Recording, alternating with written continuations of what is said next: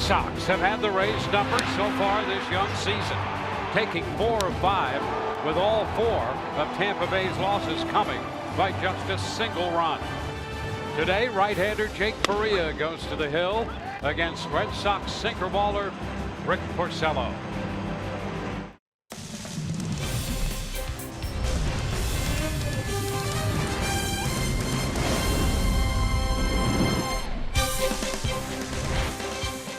Today, we welcome you to historic Fenway Park in Boston, Massachusetts. This game 2 of the 3-game series between the Rays and the Boston Red Sox. Clear blue skies overhead, no rain in the forecast. It will be chilly, 42 degrees, feels like 34. Hi again, everyone, and welcome to an afternoon of Rays baseball with Brian Anderson, Dwayne Stats. Great to have you aboard. Rays dropping the ball game yesterday here on a frigid day, and so they go after the Red Sox in the middle game of this series. They'll send Jake Faria to the hill, work 4 innings plus in his last outing, and they're looking for innings from these starters. Yeah, they need innings from these starters to make these bullpen days work, and Jake Faria want to get him at least through 6 today. And you know what? He's got a real good chance to do it. He's been efficient against this Boston Red Sox team, and he's put up good numbers. 3 career games, 2 starts, and a bullpen appearance. A good record, the ERA 1.38, 178 opponent's average. 13 innings worked, he's given up just 2 earned runs, and you'd like to see him today on this chilly day to go out there and work quickly, get into a good rhythm early in this ball game. And for the Rays offense, you want to get this guy out of rhythm early, because against the Rays, he's 24 career starts, 17 as a member of the Boston Red Sox. Very good numbers, 10-5, ERA 3.19, but a little bit of silver lining for the Rays. His last 3 starts against them in this building, he's lost all 3, so you do have that. Since the Rays beat Boston opening day, the Red Sox have won 6 in a row. The Rays have dropped 6 straight, and Boston starts the day in first place in the American League East with a game-and-a-half lead. Rays and the Red Sox coming your way in just a few moments.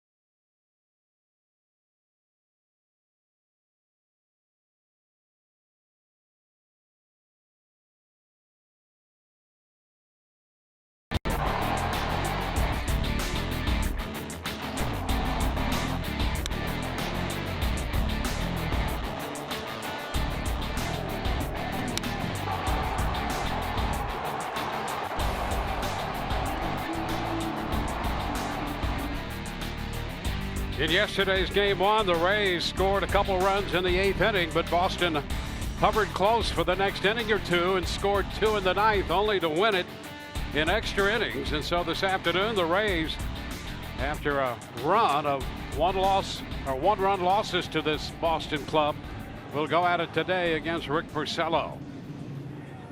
Let's take a look at the starting lineup for the Rays, presented by your Southern Ford dealers. Denard Span's going to lead it off, followed by Malik Smith and then Carlos Gomez. Brad Miller will then clean up. He'll play first with Matt Duffy at third and C.J. Cron, the DH. Wilson Ramos behind the plate hitting 7th. Joey Wendell at second hitting 8th. And Danny Echeverria is at shortstop batting 9th. Well, taking the mound this afternoon for the Boston Red Sox, right-hander Rick Porcello. Talked about him in the open and all the success that he's had against the Rays. Well, he was pretty good his last time out against them as well. 5 1/3 innings, giving up just a 1 earned run, 1 walk, 4 strikeouts, and picking up his first win of the season. Let's take a look at the Boston defense, see how it's going to line up behind him here. Brought to you by Gold and Diamond Source. And in the outfield, left to right, we've got Benintendi, Bradley Jr., and Mookie Betts. And then across that infield, third to first, Rafael Devers, Xander Bogaerts, Eduardo Nunez, and Hanley Ramirez. Sandy Leon will be behind the plate. And Alex Cora, the first-year manager for the Red Sox, has his team in first place with this 6-1 record. And he sends the right-hander Porcello to the mound against Denard Span. With Kiermaier out of the lineup today, the Rays have moved Gomez over to center. Span gets a start in left. And Smith, who'll hit next, is in the lineup in right field. Alan Porter will call the balls and strikes. Bill Miller, the crew chief, at first. Angel Hernandez at second, and Todd Tishner, the umpire, at third. All set to go.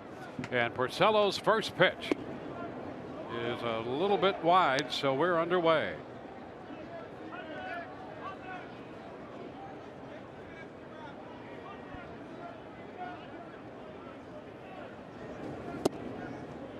Span takes a strike here. 1-1. Well, the Rays saw Porcello a week ago, Saturday, at Tropicana Field, where he won a 3-2 decision, pitching 5 1/3. That's a fair ball by first. Kicks off the stands and back out to Betts in right field, and there's a leadoff hit for Span. Well, Denard Span has been one of the bright spots in what otherwise has been close to a dormant offense for the Rays to start this year. He has certainly been a valuable member of this offense. He's got all their big hits, or most of their big hits. This one, nice way to start the game. A break here for Boston as that ball coming off the tarp allows Mookie Betts to get over to it and hold Denard Span to a single. But, you know, this Rays lineup, we said in the pregame show, talking about how you attack Rick Porcello, and I would imagine that this lineup is going to try to get aggressive with him and force the action. And so that's what we've seen here so far. Alex Smith. The check swing. Foul ball for a strike. Just don't want to be too aggressive. That first pitch curveball, and a lot of guys will do that first pitch hook. Most guys aren't going to swing at it. You can get that early in the count strike.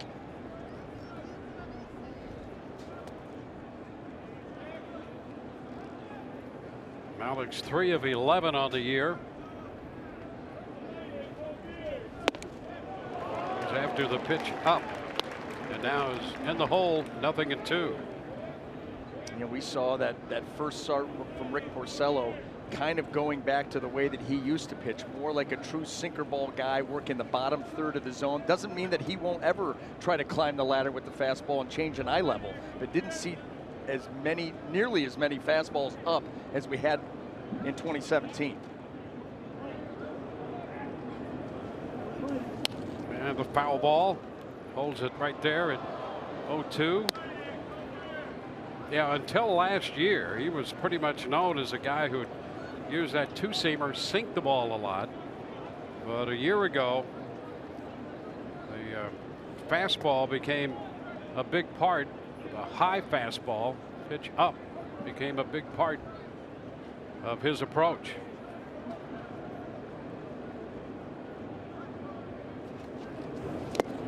And a foul tip strikeout retires Malik Smith. Nasty little slider there. You could even almost call that a cutter. Good velocity on that pitch and took it down and in. There it is, right on the side.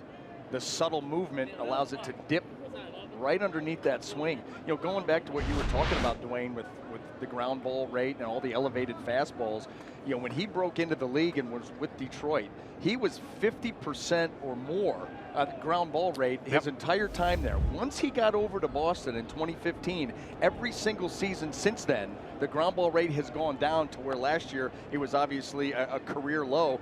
Didn't even get to 40%. It was like 39.8. Yeah, and even coming into last year, he was just a tick under for his career, 50%, and a full 10 or 11 percentage points below that for the season last year in ground ball rate. Close over there at first, and Span going to the back of the bag gets in there before Ramirez can put the tag on him. 1 on, 1 out. And watch how he goes back there and force Hanley Ramirez to go a long way to make that tag. Give you an extra little split second to get in. There's Gomez taking a base hit into right field. Span will turn second, head to third. The Rays are going to have men on the corners here on a base hit by Carlos Gomez. Gomez in that third spot in center field today with Kevin Kiermaier under the weather and out of the lineup. And again, Denard Span was aggressive with Porcello. Malik Smith was aggressive with him. Carlos Gomez, he's always aggressive, but he goes after the first pitch and is able to squirt that ball out into right field. So the Rays are pressing the action here and have a tremendous opportunity. Well, they get Brad Miller up here, who's had a great career against Porcello. 11 career hits and 40 at bats, and 5 of those hits have been home runs.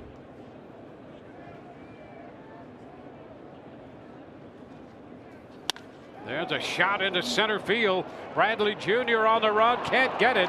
Going to go all the way to the deep part of the ballpark. Span scores, Gomez scores. It's a double for Miller, and the Rays break out in front 2-0. Miller didn't waste any time here in the first, jumping on the first pitch and ripping a double into center. Boy, that's 3 straight Rays hitters that have gone after the first pitch. And here it is, trying to come in. That's something that we saw Boston do against the Rays that entire series at Tropicana Field. And for the second time, he left that pitch out over the plate, and the Rays made him pay. An absolute bullet right there, and there is your early lead.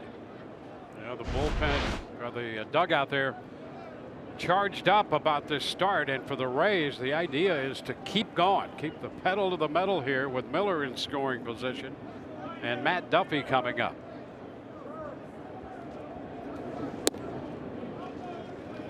That's a strike. Duffy hitting .259. Homered in the 8th inning of the game yesterday to give the Rays the 2-0 lead.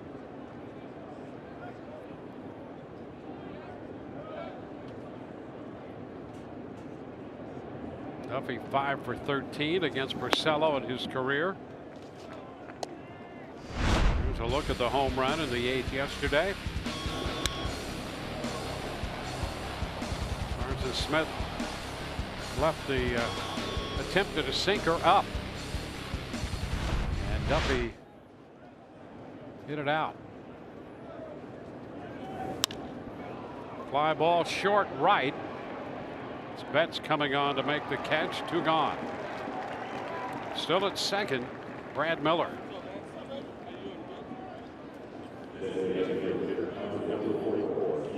So with Miller still in scoring position, C.J. Cron, who is the designated hitter, comes up. Cron 4 out of 21 here for the early season. 2 for 4 in his career against Porcello.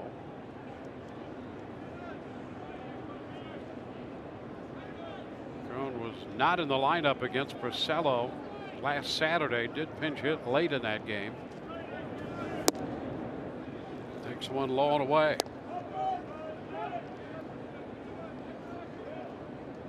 2 runs in. The Rays need a 2-out hit to pick up that 3rd run.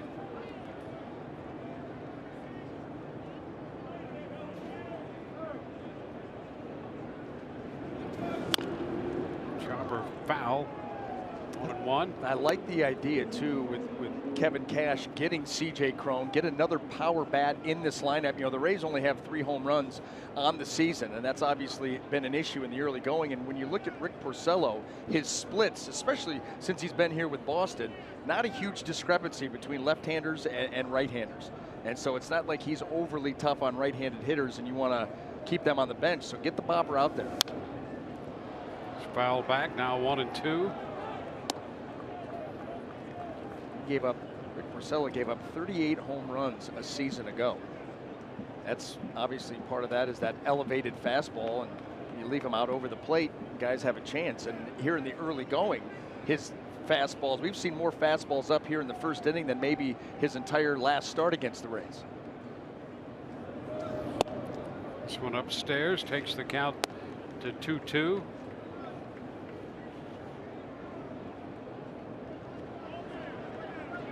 It's been a struggle for the Rays offensively.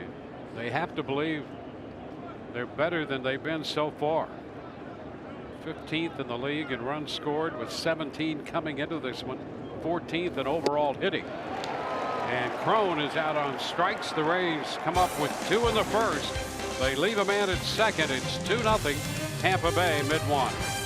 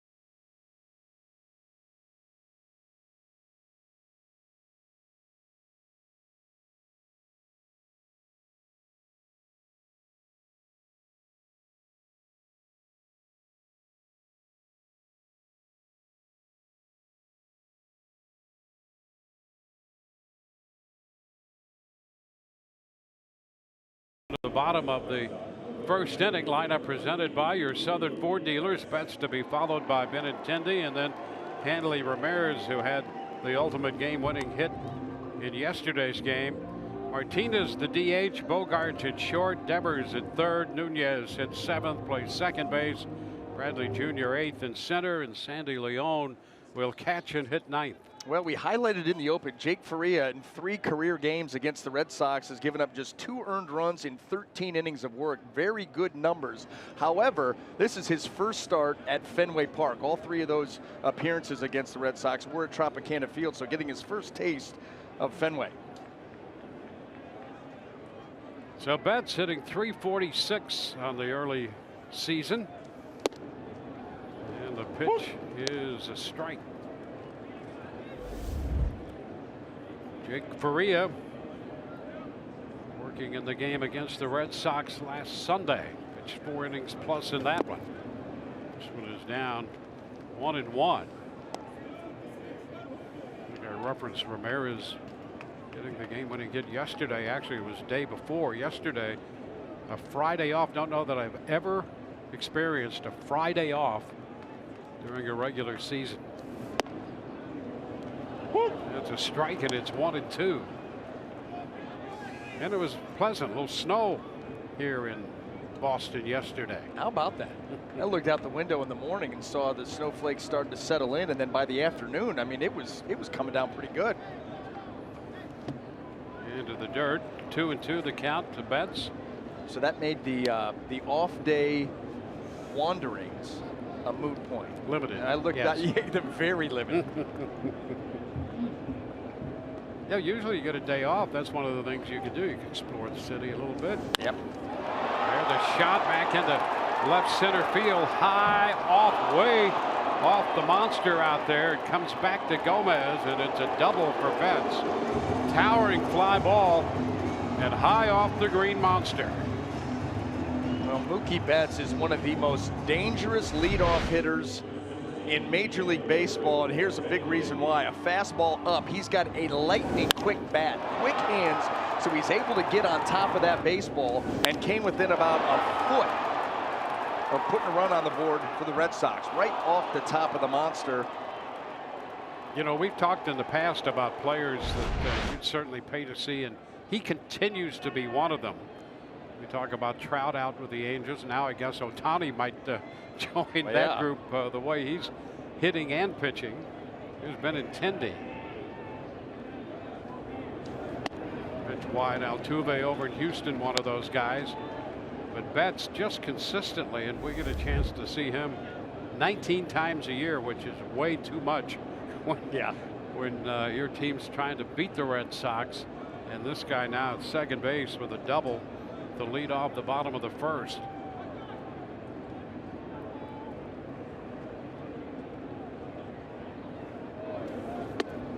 You know, really, what would you say is the weakest part of his game? I mean, he hits for average, power, good on base guy, steal a bag, good defense, can go and get it. Yep, he'll throw. Make the throw. Yep. I mean, really, not a lot of downside anywhere to find with this guy. And his persona fits right in with the excellence of his game, too.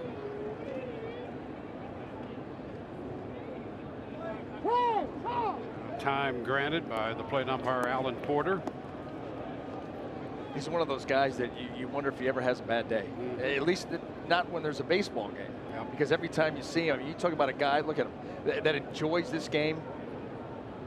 Well, he was a baseball rat as a kid, hanging around with his uncle, Terry Shumpert.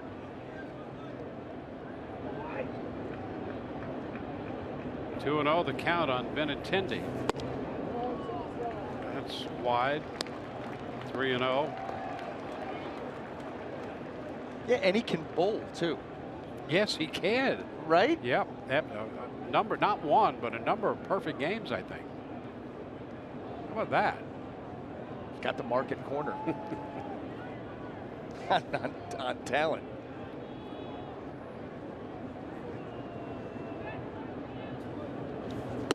Oh, there's ball 4, so a double and a walk. Jake Faria in a little spot here already with nobody out in the bottom of the first inning, and this is exactly what the Rays hope to avoid. Yeah, let's take a quick look at the Rays D, brought to you by Golden Diamond Source. In the outfield, left to right, we've got Span, Gomez, and Smith. And across that infield, third to first, Duffy, Echeverria, Wendell, and Miller, with Wilson Ramos back behind the plate. No, Dwayne, I could not agree more. You wanted a quick start. First of all, your offense was able to go out. The Rays have struggled to score runs, and they have struggled to score runs off starting pitchers. So they give you 2 in the first, and boy, you want that 0 put up so quickly, or so badly, quickly, and get back in the dugout and go, and here Boston's looking to answer. Hanley Ramirez skies one toward the line and right. That ball will carry out of play, however. Take a look at Ramirez with his base hit on Thursday to end the game in 12 innings. With the first pitch that he's going to see from Ryan Yarbrough, trying to go sinker down in a way to get him to hit the ball into the ground, but he got underneath it, one hop the wall, and sent everybody home.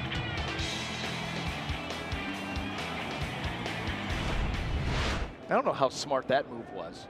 You got an older player and getting chased around in cold weather. You pop a hammy like that, that wouldn't be too good. Yeah, they got away with it. There's another high pop foul. But that's exactly right. You know, it was cold. The wind chill was 30 here on Thursday. And it didn't get any warmer by the 12th inning.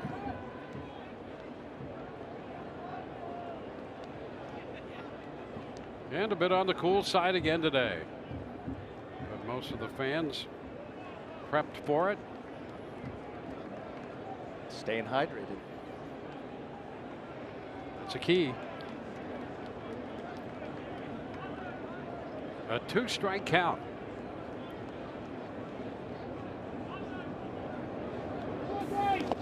Into the dirt. 1 ball, 2 strikes.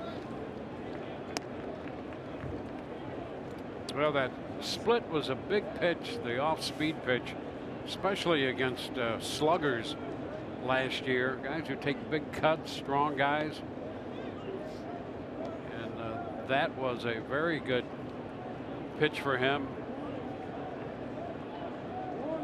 He limited the slugging percentage of those guys overall to a little over 200 last year on that pitch.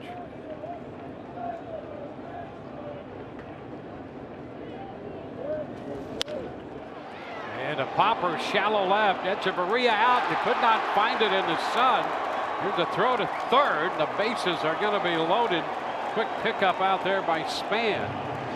Boy, that's a ball that Echeverria normally takes, but he's looking right into the sun and could not find it. Boy, what a helpless feeling that is. Yeah, and you know what? No glasses. Do not see the glasses on, and he got caught there because he got a good jump on the ball and was tracking. You could see right there, he looked up and just could not find it. Well, those plays, you talk about unfortunate for the Rays, and the fact that there's no glasses, no help, no protection, no play. J.D. Martinez with them loaded.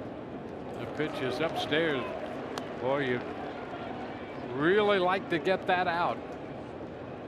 Well, you know, usually you see the infielders when they go out there, they will look up and look around to see, hey, if there's any pop-ups, is the sun going to play a role at all? And you'll see them sometimes go call and ask for glasses to be brought out or something. But to not have them and get caught like that, that hurts.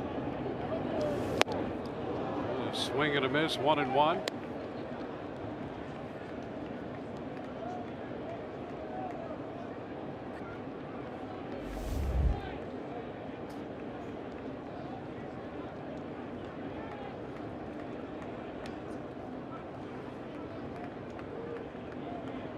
A 1-1 count on Martinez. Inside. So the Red Sox with a major threat right here in the first inning. Boy, you talk about having to make a pitch in a bad count, bases loaded, an antsy hitter at the plate with a ton of power. Ferreira would love the comebacker right now.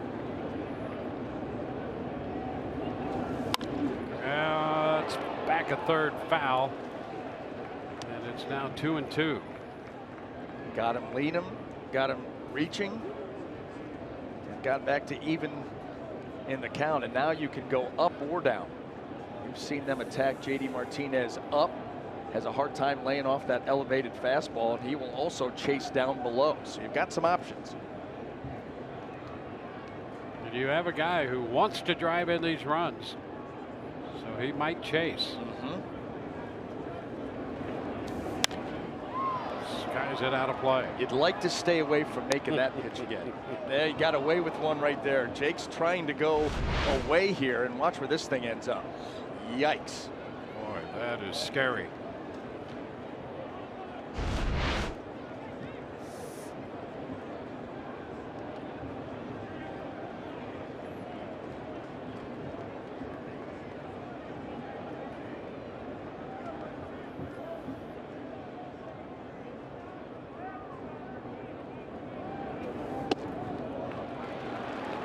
Misses to run the count full.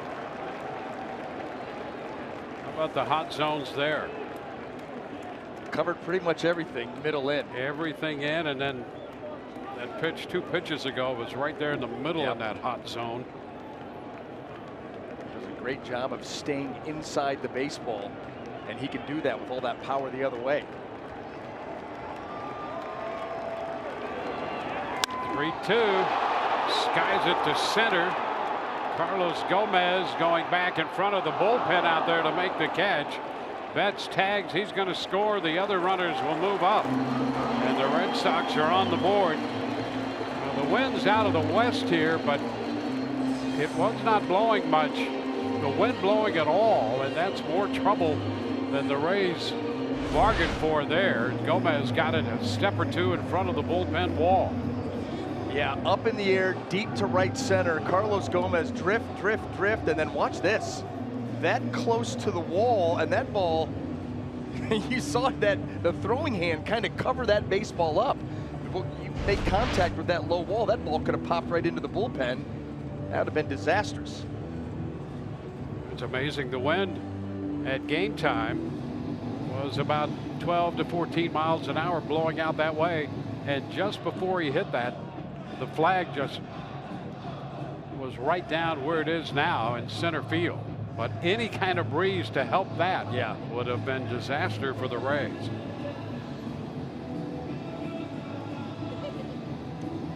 Take a look at this again, how close. The step from the wall right there, and a leap. And look where the ball is. Get your hand on top of that thing and keep it in there. Well, after a trip to the mound by the Rays pitching coach, Faria all set with 2 men on, both in scoring position, and Xander Bogaerts. Boy, he's been hot to start the new season. Pitch is a strike.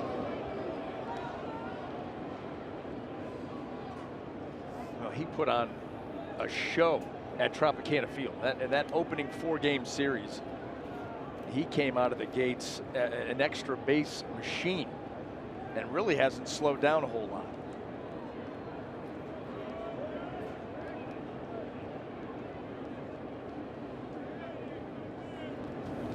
Into the dirt.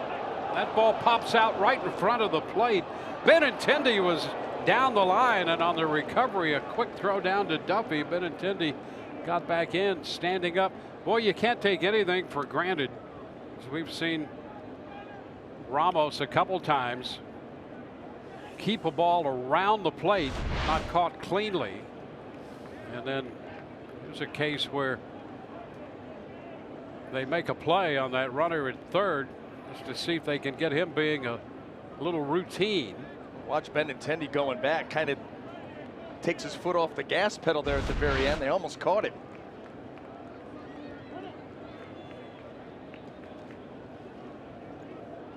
That was a heck of a block by Ramos, because that pitch was well out in front of the plate, and it looked like it caught him on that left, the knee portion of that shin guard.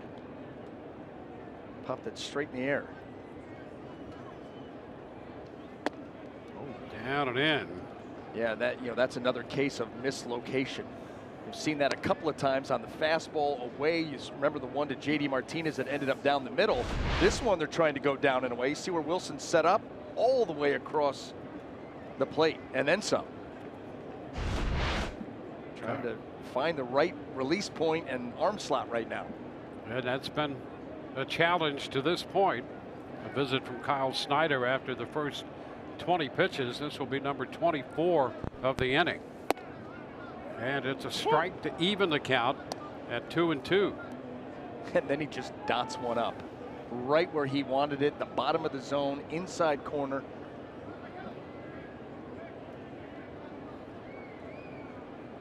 Well, you'd love to get that strikeout here. Rays are conceding this run with their infield setup.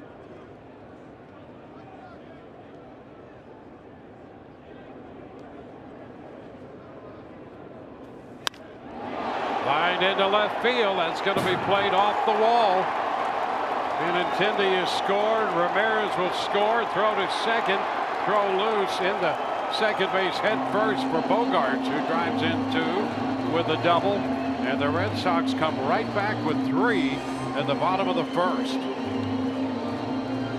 A number of bad things on this particular play. Number one, Xander Bogaerts getting a hold of this pitch out over the plate. It stayed up, it stayed flat, and he just roped it out into left field. It was a great read by Hanley Ramirez, too, off second base to be able to come around and score easily. And that's also the 3rd run for the Red Sox. And if you go back with Rick Porcello on the mound, when they've given him 3 or more runs, they've won 21 straight starts for him. Well, there's Devers. Pitch is a strike.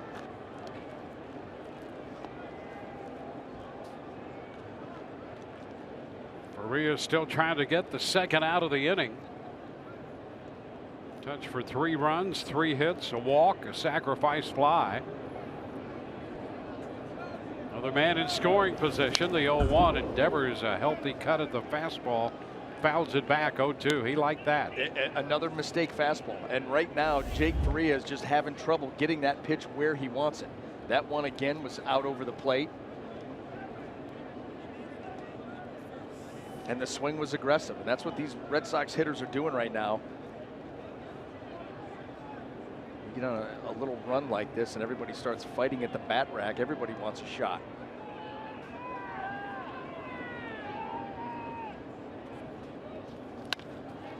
Skied the other way, and any hopes of a clean, low pitch count first inning gone now. 28 pitches here in the first, and that continues to be an issue as the Rays try to manage this pitching staff.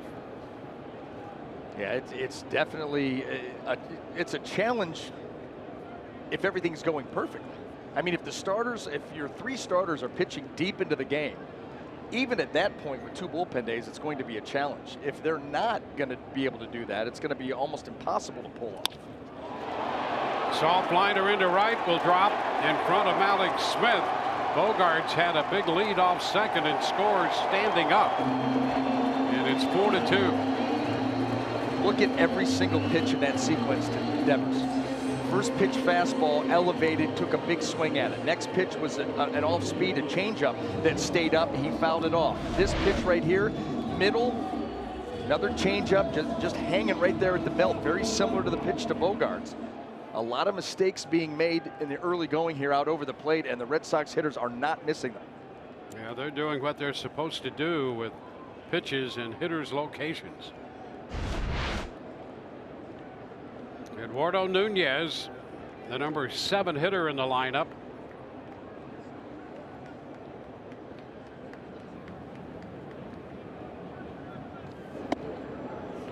Inside 1-0. You know, and again, a fastball meant to start him down and away, and he pulls off of it and it ends up and in. So his misses with the fastball have really stood out, and then a lot of pitches in the middle of the plate.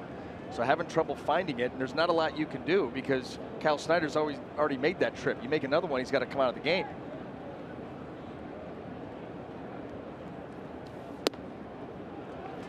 And he's behind Nunez and over 30 pitches here for the first inning.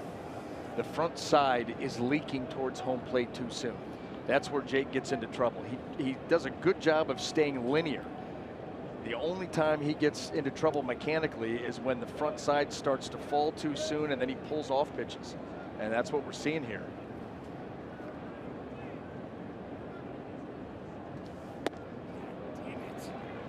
Now 3-0. And at this point, he's really all over the place now. Yep. You can see where it has transitioned from something mechanical to now it's becoming something mental. Just not able to get the pitches anywhere near the areas that he wants them.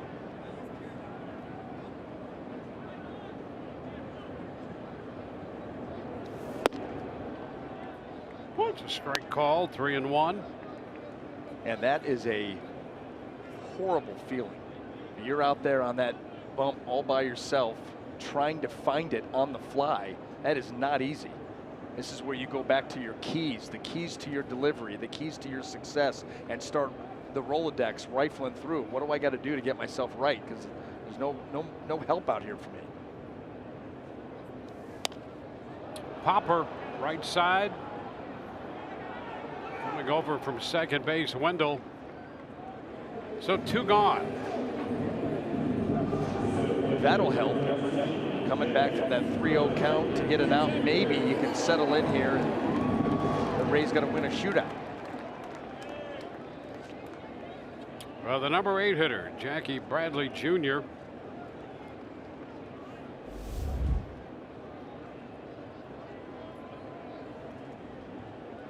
High pitch count in the first.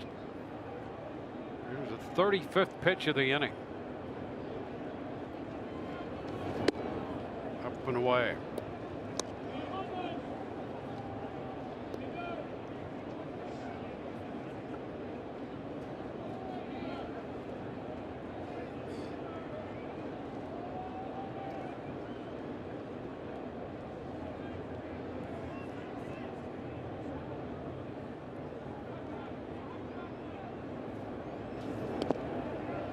Low, 2-0. Couple of extra base hits for Bradley Jr. 136 overall. And it's a 2-ball, no strike count.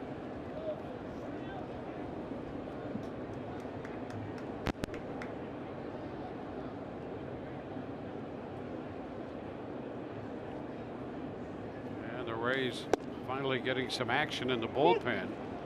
2-1. 2 outs into the first, and Austin Pruitt is up in the bullpen right now.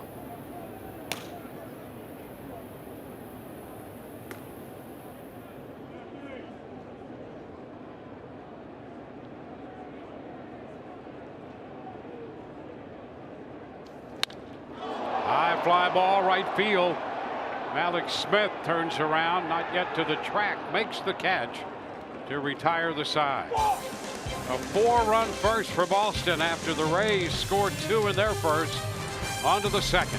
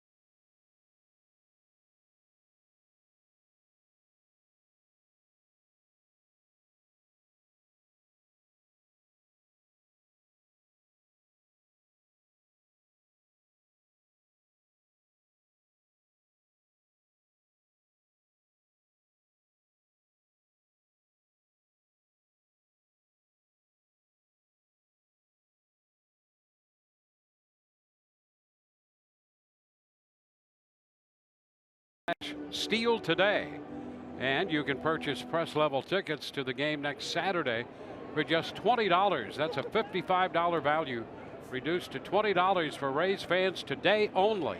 Go to raysbaseball.com/steal to get your deal. Rays up. Well, a couple runs in the first for the Rays. They're going to have to go back to work against Rick Porcello, trailing by 2.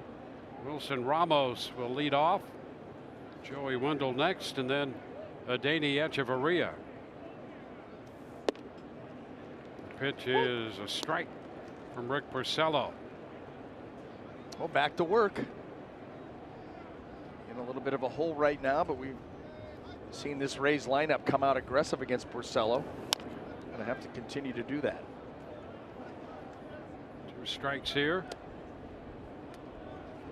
Now Porcello, only 29 years old. It seems he should be older than that, but he just turned 29 last December. Originally up in 2009 with the Tigers, and he was a 14-game winner to start his big league career. 14-9 with Detroit. It's a foul ball straight back. And so the count still 2 strikes.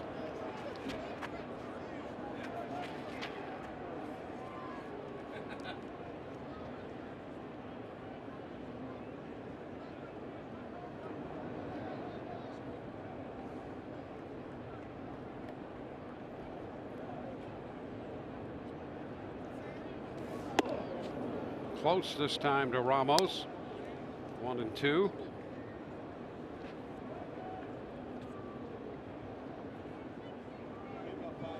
Porcello gave up 2 runs, 3 hits in the first, and still made just 17 pitches, 13 for strikes. Now he's 2-2 to Ramos.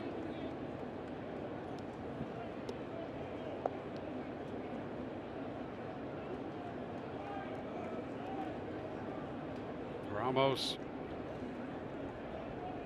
3 for 23 here to start the year, and works the count full.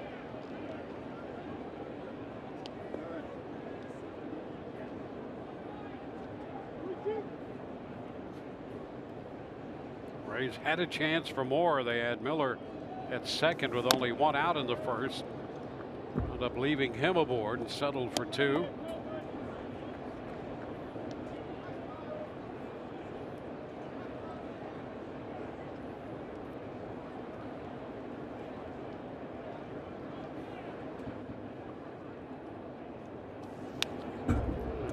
Ball. Oh, nice job by Ramos here extending this at bat. Porcello jumped out 0-2, looked to put him away and hasn't been able to do it thus far. Individual battle. That's what these Rays hitters are going to have to do all afternoon. Go up and win your battle. Ground ball by the mound, but right there, positioned perfectly, was Nunez, shaded toward the bag. So Ramos is the first out. Well, I guess this is as good a time as any to talk about the sinker. You get the ground ball, you go right to the sinker graphic, and this is the usage of Rick Porcello since he came into the league. And you could see he started rookie year, the 14-game winning year, 59.9%, and slowly but surely it's going down, down, down. You see 15 when he made that transition over to Boston. And last year, just 30% of the time. And I think that there was a commitment. What makes it so strange about the sinker usage a year ago was you were coming off of a season where you won 22 games and you won the Cy Young Award. And all of a sudden, now you're going to go way away from the sinker, become a different kind of pitcher, and things didn't go well. 1-1 here to Wendell. Well, you take a look at the wins and losses, and that's the big factor, but the earned run average as well, and home runs allowed. Yeah, that's that's what tells you right there. A lot of elevated fastballs, and it led to a lot more home runs, and not nearly the same ground ball rate, career low ground ball rate. It's a base hit, grounded through the right side for Wendell. 1 out single. And that's one thing we did see from him in the game he pitched against the Rays at Tropicana Field. We saw more of the sinker over there. And so it'll be interesting to see how much this year he goes back to use of the sinker versus the 4-seamer. You would certainly think so. And then you go back to the Red Sox spring training, and they brought Derek Lowe in to work with him, and Derek Lowe had one of the best sinkers in the game when he played. And so they came in there, and that there was some talk about maybe transitioning a little bit back to that pitch. Maybe not as much as he did when he was very young, but certainly it's going to play a big role. The thing that's nice, if you're able to, you've got a good sinker like that, and then every now and then you can climb the ladder and throw a 4-seamer out there above the zone. Well, people figured that transition out pretty quickly last year. I mean, there were a lot of pretty good, well-hit balls off him on pitches up. And you wonder if, did you lose feel for the sinker? You know, it could have been one of those things where, listen, I just didn't have that pitch. You know, we saw that with Jordan Montgomery talking about, I didn't have my changeup last year. That's always been a big pitch for him, the starter for the New York Yankees. And he said, I just did not have a good feel for that changeup the entire season. Coming into spring training, worked on it, now he's got it back. But maybe Porcello is just one of those, I tried to transition to a few more four-seam fastballs and I lost the feel of the sinker. And it could have been one of those, whatever, you're right about that. Elevated fastballs were not his friend. Now to play the other way for Echeverria. Holding the count at 1-2.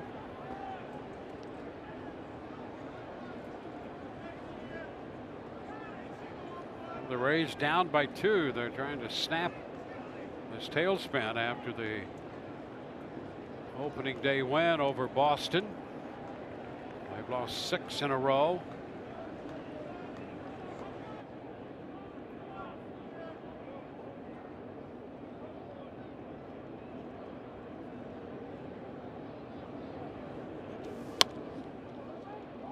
Another foul ball. So the Rays coming in 1-6 through their first 7 games. They had that same record back in 01 and also had that same record in 2011. They wound up 91-71 that year. The offense scored over 700 runs that year.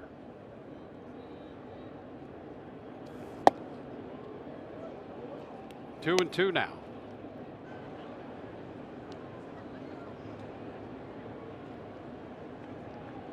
Trying to get the offense in gear. Rays 14th in the league in hitting at 188. Only the Cleveland Indians are hitting lower than that as a team. The Indians are hitting only 157. How about that? That is a big surprise early. Echeverria out on strikes. They did get Michael Brantley back off the disabled list in yesterday's home opener, and he of course comes through with a 2-run single in the first inning that turned out to be the difference in the game. But yeah, that's shocking because Cleveland is one of those next level clubs that feels like, listen, this is our year to make a run at the World Series, and there's a crowded field in the American League. It's gonna be tough. Here's the top of the order. Denard Span started the game with a base hit and scored the first run of the game, scoring in front of Carlos Gomez on Brad Miller's double. Down to first with a chop. Ramirez steps on the bag, and the Rays get a base hit. Leave a man. We go to the bottom of the second. 4-2 Boston.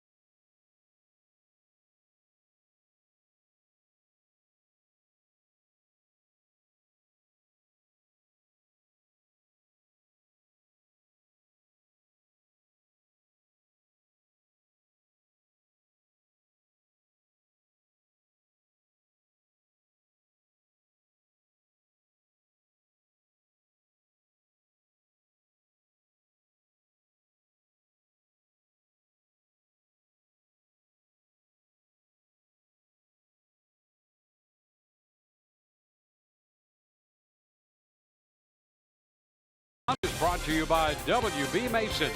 Who but WB Mason, the official office supply company of the Tampa Bay Rays. And by Geico. 15 minutes could save you 15% or more on car insurance.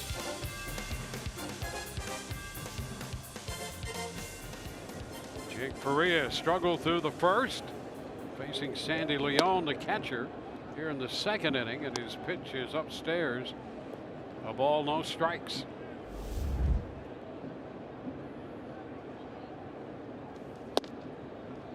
This is up again. Another fastball, and it's 2-0. That fastball sitting at about 90 right now. And not in the areas and the part of the zone that he wants it. He gets the call right there from Alan Porter, but he has been spraying that fastball all over the place here in the early going. You want to see that adjustment made here as you start the second. 3-1.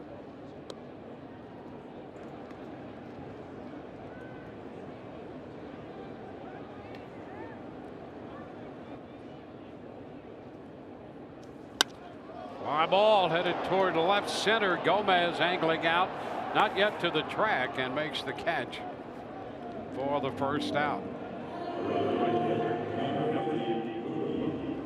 One away.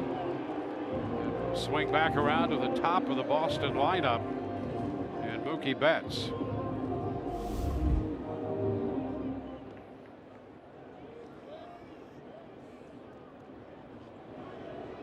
Well, Boston off to the 6-1 start. As we mentioned, Alex Cora, the 7th Red Sox manager to win 6 of his first 7. There have been a couple other managers go 7-1 for Boston. Betts takes a strike. And for one of them, you have to go back to 1918. Ed Barrow was 7-1. This pitch down. 1-1, and Joe Morgan, who managed this team in the late 80s, started his run in '88 with an 8-0 record. 2-1. Dave Dombrowski getting the baseball operation here. High expectations in Boston. 3 balls and a strike to Betts. Well, you bring back the team basically intact, a team that won 93 games and won the division a season ago, and you add JD Martinez to that. And so you'd better believe World Series or bust is on their mind. But like I said, you think about this team as Betts takes the walk, you think about the Yankees, high expectations there. Of course, the same thing with Boston. The Astros are the defending champions. Let's not forget that. The Cleveland Indians, the Angels tried to go out and make some moves to become one of those frontline clubs.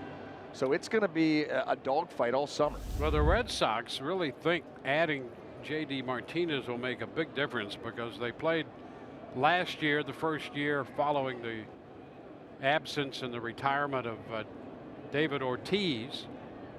And they finished last in the American League in home runs with 168. So they go out and add J.D. Martinez. And he does seem to be a perfect fit right in the middle of this Boston lineup. You see their numbers from a year ago and where they were: last in home runs, 5th in on base, but 14th in slugging. Yeah, that's tough. They did steal some bags, tried to make up for it in that arena, but that is just atypical for a Boston Red Sox team to see them that, second to last in the American League in slugging percentage, and of course the home runs. They had the fewest home runs in the American League by 18.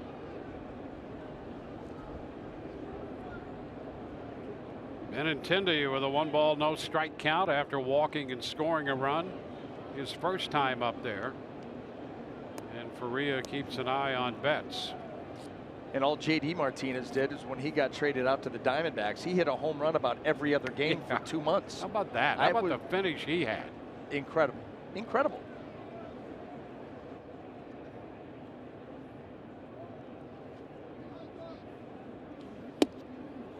Close there. 2-0. And you're really not exaggerating. 29 homers in 62 games. That's almost every other game for 2 months. Yep. That's incredible. That's insane.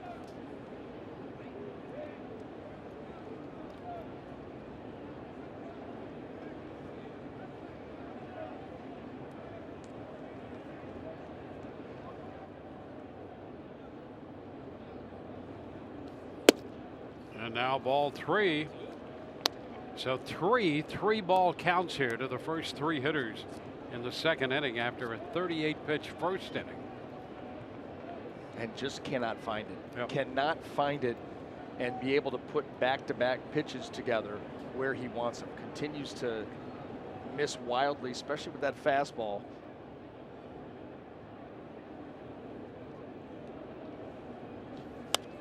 Swinging right there, and Benintendi fouls it. 3-1.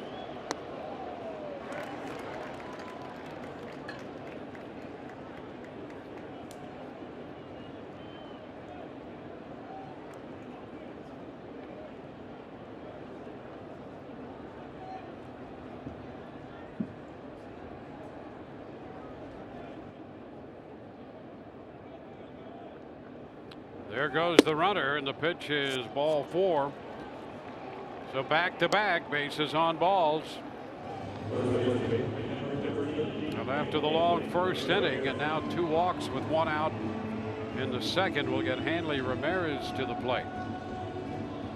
And a tough afternoon for Jake Faria.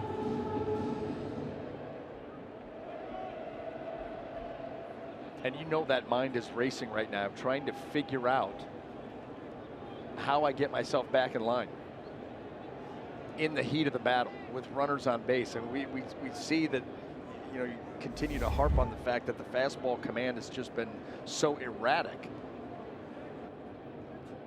Ramirez had a single and a run scored in the first.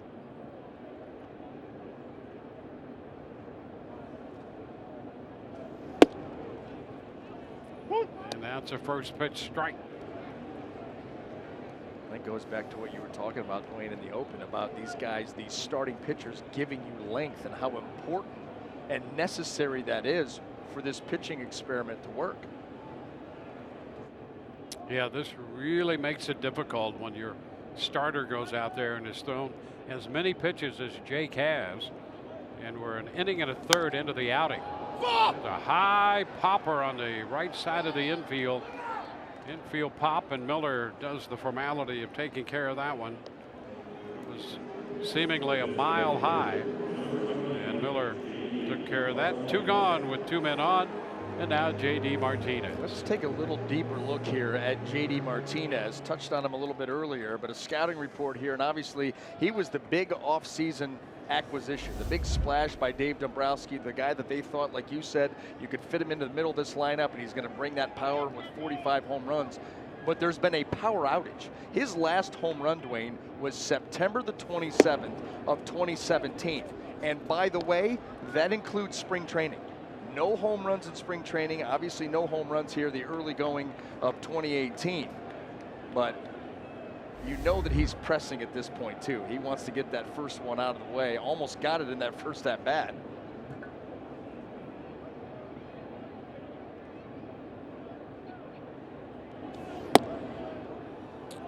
Jake falls behind him, 2-0.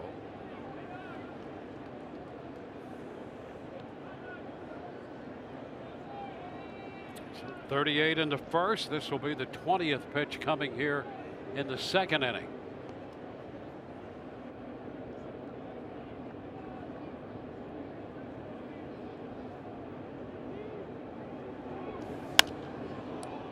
It's lifted out of play, foul. 2-1. The other thing that you notice here with Jake too is obviously things aren't going well as far as command goes, but his pace has been extremely deliberate. Working very slow. That is not conducive of him getting into any kind of rhythm.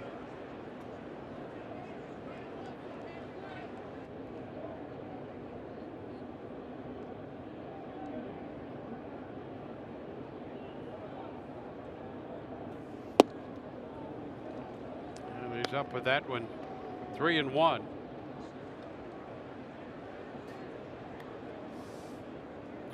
Two men on, two men out. That last pitch up to Martinez, and you can see the body come out in front. Yeah. And the arm come late. That's exactly right. That arm cannot catch up because the front half is starting towards home plate too quickly, not allowing himself to gather. And he walks Martinez, so 3 walks in this inning. The bases are loaded with 2 outs for Bogaerts. And if you're in that Rays dugout, Kevin Cash and Kyle Snyder, you're just hoping for the best. And again, checking with the bullpen. The Rays had Austin Pruitt up earlier.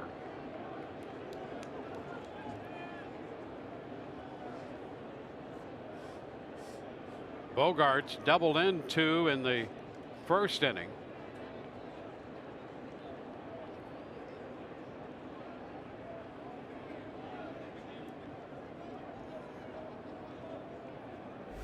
Bogaerts now with 5 runs batted in. That double was his 7th already. And there's a strike. Bogaerts has been very tough for the Rays to handle this year. Yeah, a lot of that damage is off of Rays pitching. In fact, he had 6 extra base hits the first 3 games of the year. 10 hits, 8 for extra bases, 10 for 22. A homer and 7 doubles. And last year, the extra base hit was tough for him to come by. Obviously, there's been a renewed focus on trying to get the ball in the air and drive it, and he's certainly capable of that. We've seen enough already.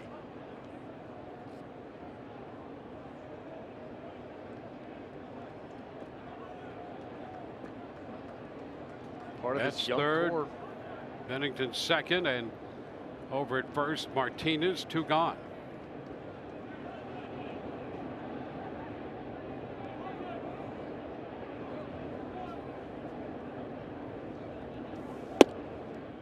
A little bit high right there. 2-1.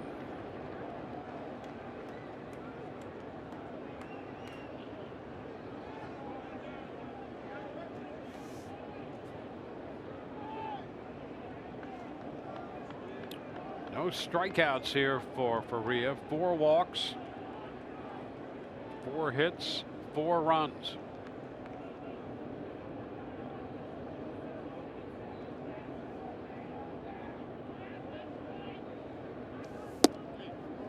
And now a 3-1 count on Bogaerts, and every hitter in this inning, with the exception of Ramirez, who popped out on the second pitch, every other hitter has had at least a 3-ball count.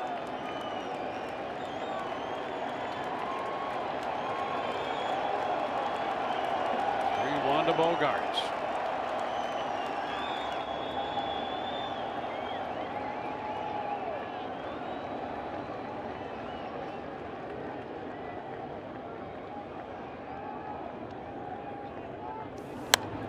And now the count's going to be full on the foul ball.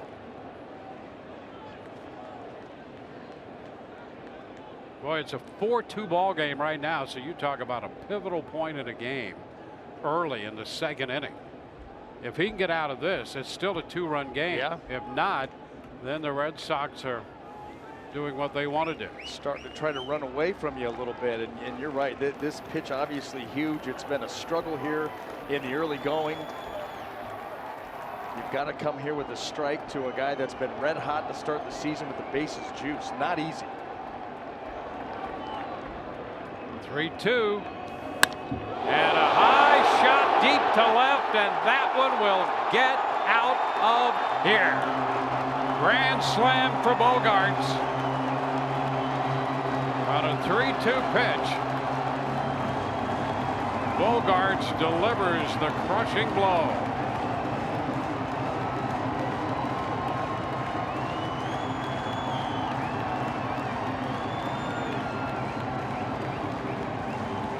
Already 6 runs batted in for Bogaerts.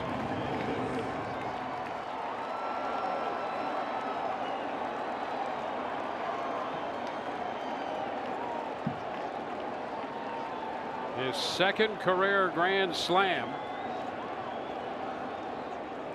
And just like that, Boston has an 8-2 lead. And here's Devers. Takes the pitch down. The danger of falling behind. You've got to stay in the zone. 3-1 and then 3-2. Center cut, no doubt.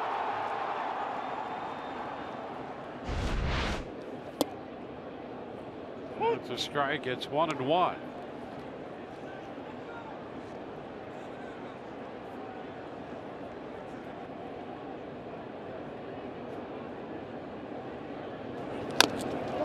Tapper, first base side, rolls foul. 1-2. Well, here's a situation where if you're trying to go with 3 starters and work the bullpen days in, you had a decision to make there. Is that going to be it for him? You're going to stay. And given what the Rays have been through and where they are now, the decision was to stay with Faria, who obviously struggling with his command. And 3-2 to a red hot hitter in Bogaerts, and he hit it out of the ballpark here.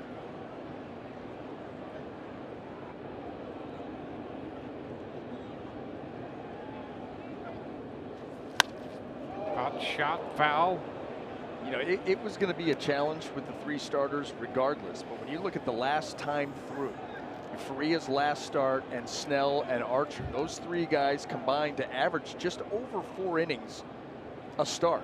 And you put that kind of stress on a bullpen on top of the fact the last ball game they played, they went 12 innings. Now you've got extra innings. And you just continue to stress that bullpen. And I think that what you're going to see here as you transition and get a little bit deeper into the season, that Yanni Chirinos may get that opportunity to become a starting pitcher and not a beginner of a bullpen day. Yep. And there's ball 4. And so Kevin Cash comes out of the dugout. It's been a tough outing for Jake Faria as he walked Devers, and he will depart this game after an inning and 2/3. And the call to the bullpen brought to you by the Florida Lottery.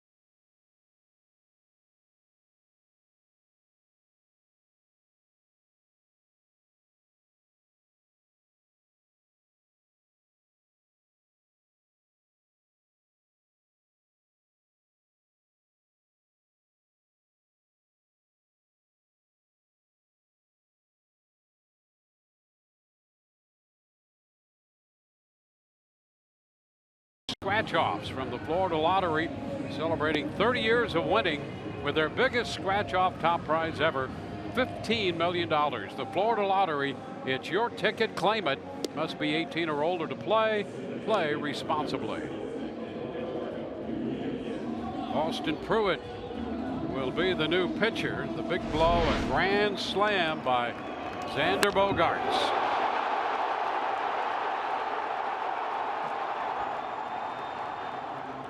How about that full count fastball, almost 110 miles per hour. Got 30 degree of angle and right out of this stadium, over the monster, over the banners, into a parking lot. 425 feet. 6 RBIs on the day, and now Austin Pruitt in to face Eduardo Nunez. He inherits a runner on the walk to Devers.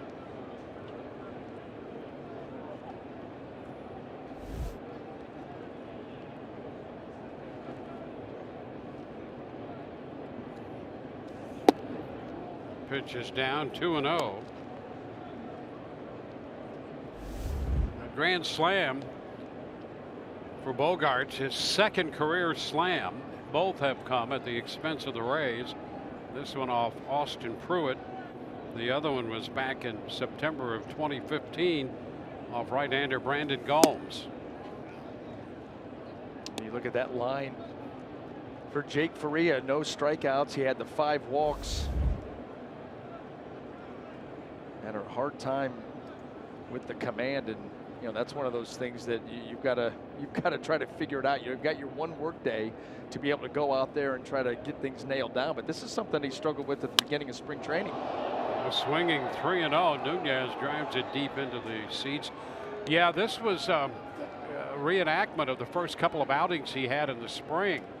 Early, Jake really struggled with his command, and as you referenced, he was very deliberate today, and that was one of the issues. His tempo was slow, as if there were attempts to checkpoint his delivery. Yes. And that's what concerns you more than anything, is if it becomes a mental issue. Bad start, you guys are going to have bad starts. It happens. It happens to anybody who's ever gone out there is going to go through some struggles like that. If it becomes a strike throwing deal and it starts to become a mental deal, that's when you get concerned. And obviously we're a long way from that, but just a rough afternoon. He just couldn't figure it out. 73 pitches for Jake, only 34 strikes. Foul ball off the 3-2 pitch to Nunez. Every hitter, with the exception of Ramirez, has had a 3-ball count of some kind in this inning for Boston. So a lot of pitches.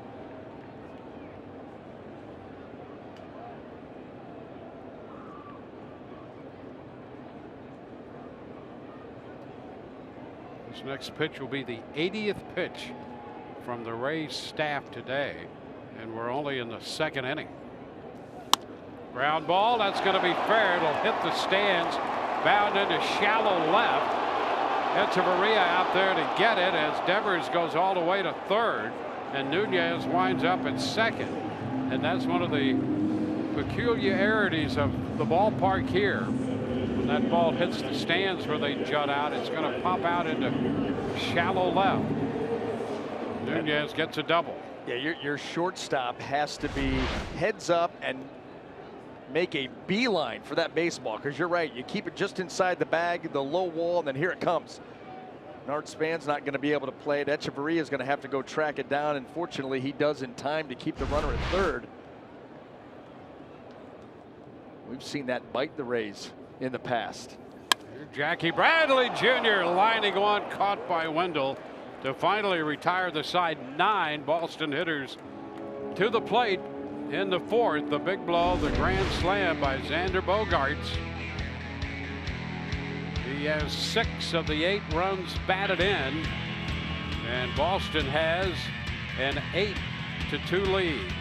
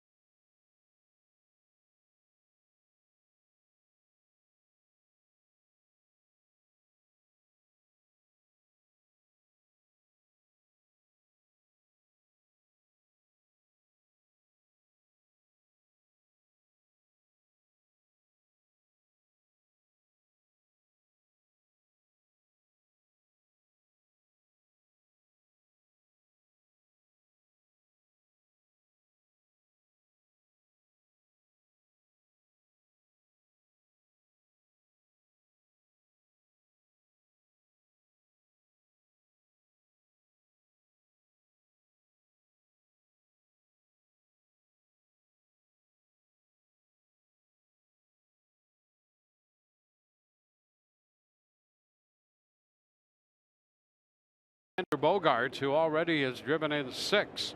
We go to the 3rd, and there's Malik Smith taking a pitch a little wide.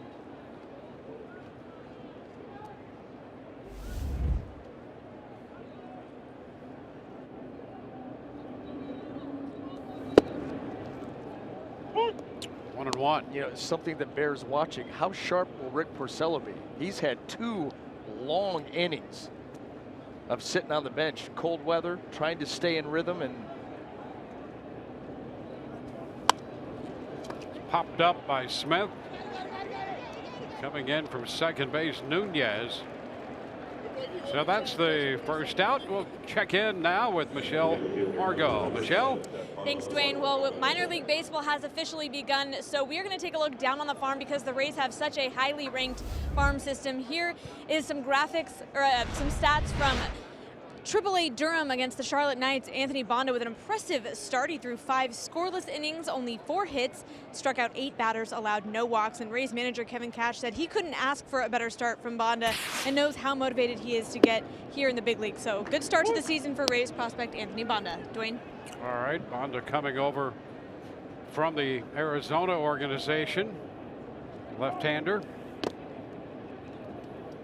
Gomez with a count of a ball and a strike, 1 out, bases empty.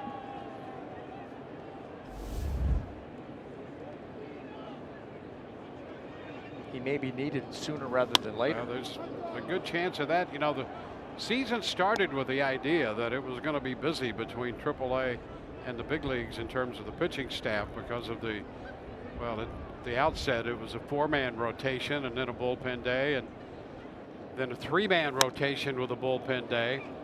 And with the short innings covered, this is the shortstop Bogaerts out to take care of Gomez. So a couple of quick outs. You know, the minor league season just starting. Ideally, you like for those guys to go down there and at least have one trip through the rotation, get things going in a regular way down there. And the way things have happened here with the staff up here, and today certainly didn't help. 73 pitches from Faria in an inning and 2/3, and Pruitt's already in the game. So you're going to ask the bullpen to cover a lot of ground today. There may be a little more of an urgency to start that movement between AAA and the big leagues. 1-0 the count to Brad Miller. Well, let's just say this, barring anything crazy, the bullpen is going to have to cover, what, 7 1/3 innings today and 9 tomorrow. So they're going to have to cover 16 1/3 innings over the next 2 days. And that's not talking anything about extra innings or anything else. And that's coming off the 12-inning game yesterday. A little glove toss there to take care of Miller. He's out. They have the little shift on form, and we'll take a look at this. Bogaerts with the toss.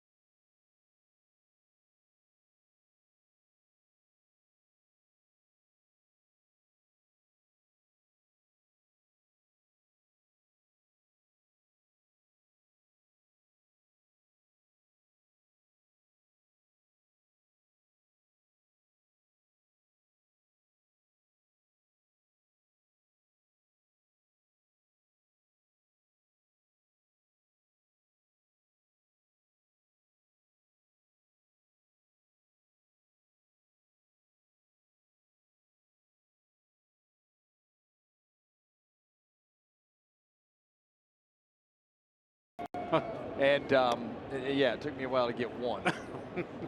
Yeah. It might have been very BA like, you know, little league, you know, senior league, even a little college.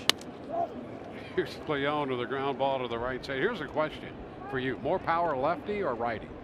I mean, you know what? I have more power right-handed. Yeah. I hit my home run left-handed. Yeah. But the furthest balls that I hit, you know, was that I think we had it in, down in South Florida at the old Joe Robbie's, whatever it was called. Yeah. You know, it had a bunch of different names.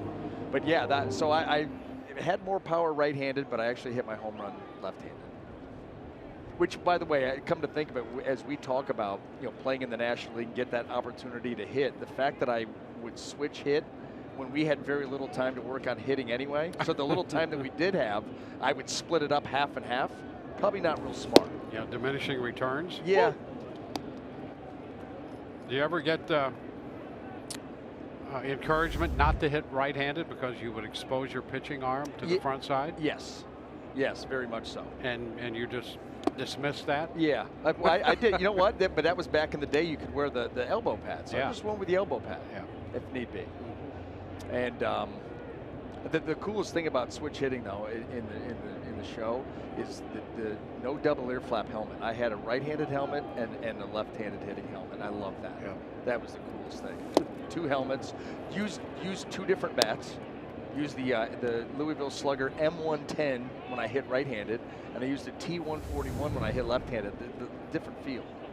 How about that? I mean, you talk about for a guy hit that, like, I hit $150 and going through all this. You're very specialized. I mean, that's ridiculous. That spouts it out of play. But you 1 know what? and 2. You know what I did? My daughter here recently had a travel volleyball tournament in Louisville. Yeah. And went over to the Louisville Slugger Museum in the morning. Oh, did you? Awesome. How awesome is that? It is. You know what I love is the fact that you would think they would have gotten to be as big as they are right now, and you would move out to the sticks and build a state-of-the-art facility and make the bats there. And this is the original, right downtown, old brick building. It was awesome. How cool is that? It was really cool. Yep. 2 balls, 2 strikes. Did you find your model? They have a couple stashed back there. Well, no. They got rid of those. Like, there's no hits in these. There's a foul ball out of play. You know what they did have there that was pretty interesting is they had a little spot where you can go over, and I think it was Cole Hamels. And, he's pitching on a virtual reality screen, and you can stand in there and see what a 90-mile-an-hour fastball looks like. Yeah. You forget that's got some fur on it. That's not even, Yeah. we see guys regularly, running over 90. 90's at the lower end now. And that ball gets there like right now. It was funny seeing some of the boys, that play baseball, stand in and be like, how does anybody hit that? And I'm like, that's not even that hard anymore. And that's a great item for them to have there, just to give folks an idea of how fast this game is. That's just 90, as you point out. Used to be 90 was a big deal if you could throw 90 Right. now, so I don't know if we'll even look at you. But that gets there in a hurry. Same thing with like ground balls you're trying to field and things like that. That's a great example. Now, the game can look so easy, and it can be so fast. And there's a nice pitch by Pruitt on the outside corner to get Betts looking. So the first 2 men retired here on a ground ball by Leon, and they call 3rd strike on Betts. First strikeout for Rays pitching. A little cut action stays right on that outside corner. That is a perfect pitch to a tough hitter. It's Andrew Benintendi.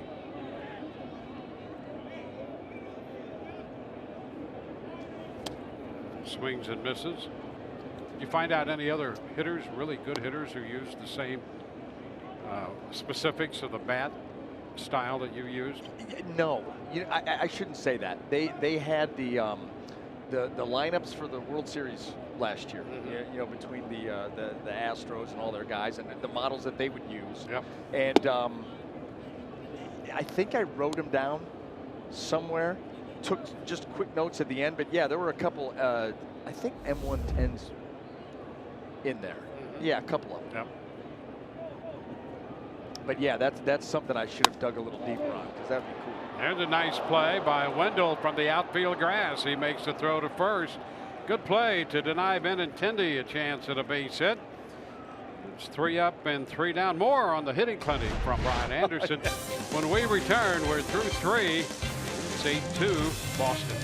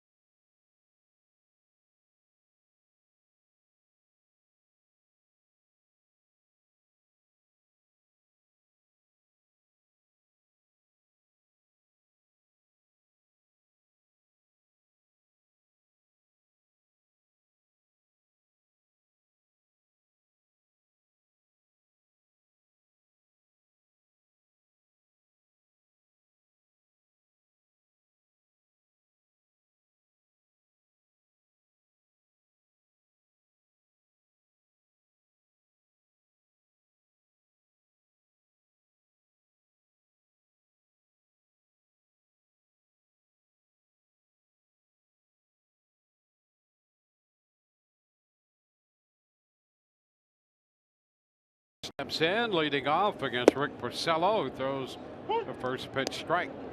Porcello touched for 2 runs in the first,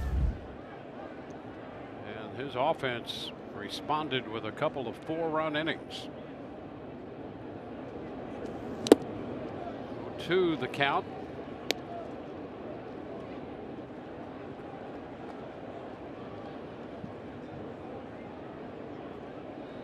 Crone next, and then Ramos.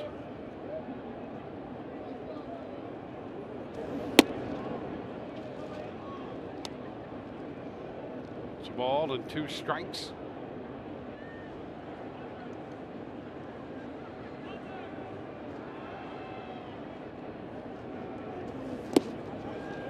And an attempt to hold up on that pitch, but he's out on strikes. Well, there's a big moment in Major League history. This guy didn't strike out. He hit home runs. Here it is. From the left side, that power hitting switch hitter. Wall scraper. Brian Anderson hitting that one out. Yes, pretty good form there, and he ran the bases well.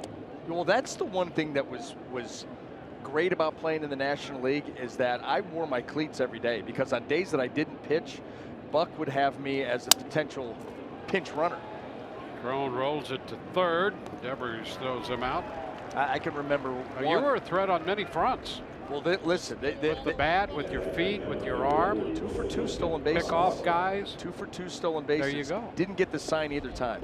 Got over to third base. Brian Butterfield was our third base coach, and I'm like, hey, what do you think about that? He's like, yeah, I didn't actually give you the sign. We'll talk about that later. Ended up happening again. Same thing. I'm like, what about that one?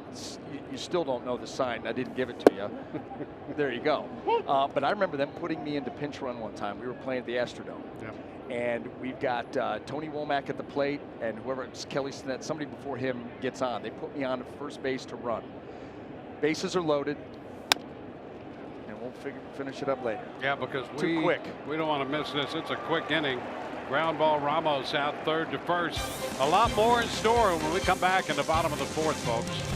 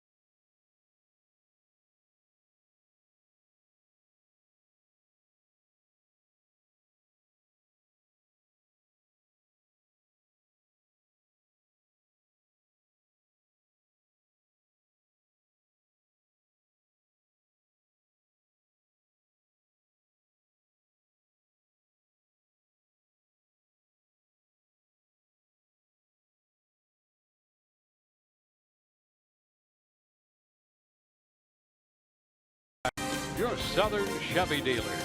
By Kubota. To find a Kubota dealer near you, go to gokubota.com. And by your local Ford dealers. Back at Fenway, we're headed into the bottom of the 4th inning on a clear, cold day in Boston. Red Sox with a couple of 4-run innings. The Rays 2 in the first. It's 8-2. Boston will send Hanley Ramirez to open the bottom of the 4th inning. And then more on the life and times of Brian Anderson and his career. Well, it's going to be a short segment. No, so, okay, so they put me into pinch run. It set the stage. One of the catchers gets on base. They put me into pinch run for him. So we've got bases loaded. I'm at first base. Tony Womack's at the plate. Late in the game, it was 1 out, bases juiced. Womack hits a sinking line drive to left field. I can't be busting it for second base because I don't know if the guy's going to catch it or not. Yep. So hanging off the bag and freezing to see this play through. Here's Ramirez lifting one into center. Gomez will catch that one away. Meanwhile, Tony Womack, the guy that hit it, has got a full head of steam coming up the first base line. I've got to see if this ball's caught or not. Left fielder dives.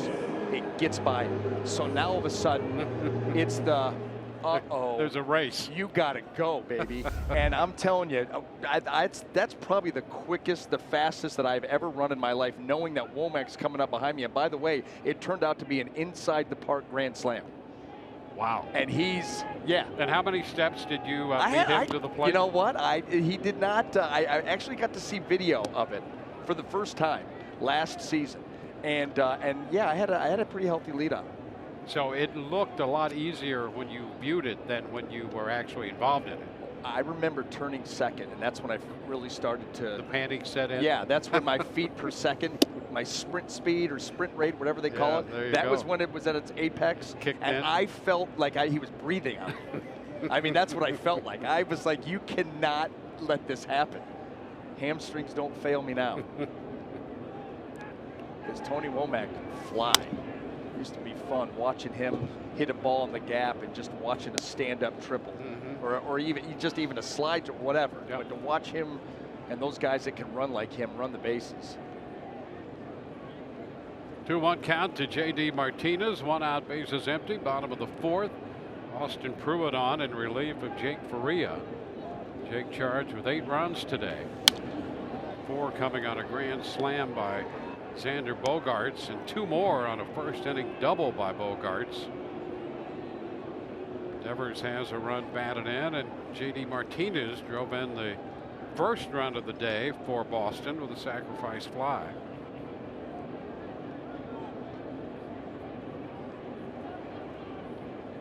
And there's a foul tip strikeout.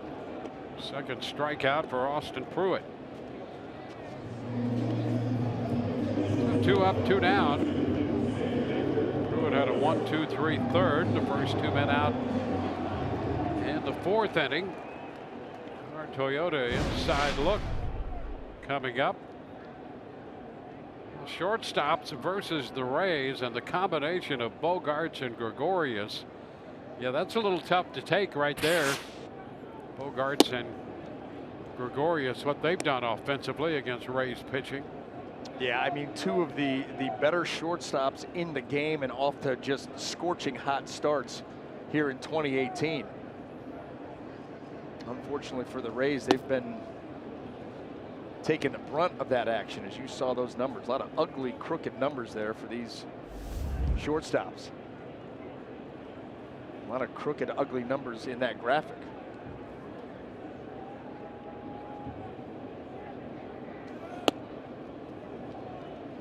3-0 to Bogaerts.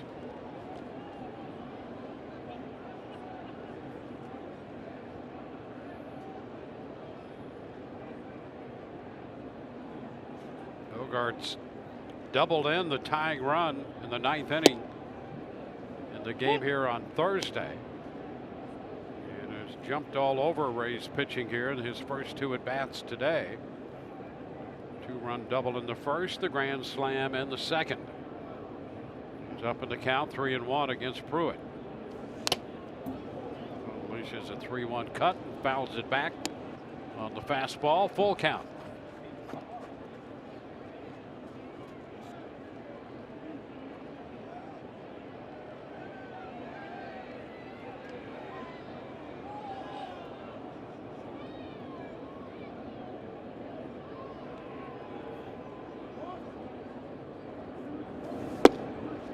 And there's ball 4. He's on base again.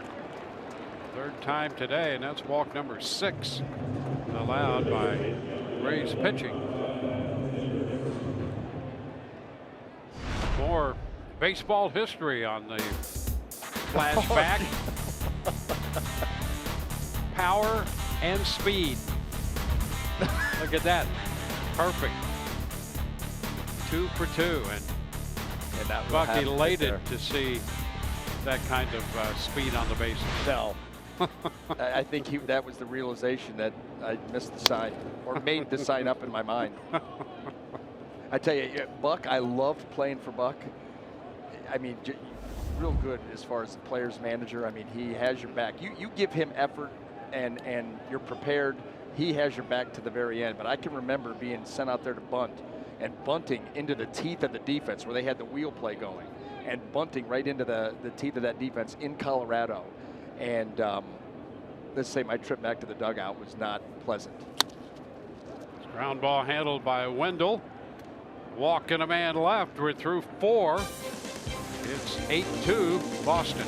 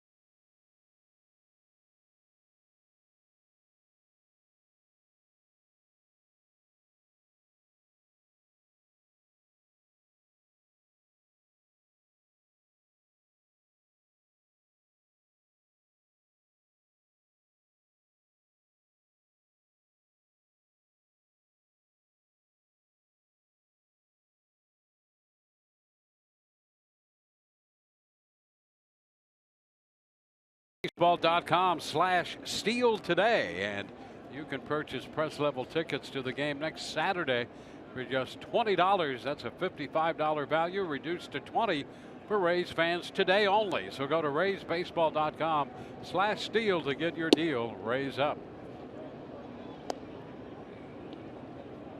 Joey Wendell had a base hit his first time. Takes the pitch high from Rick Porcello.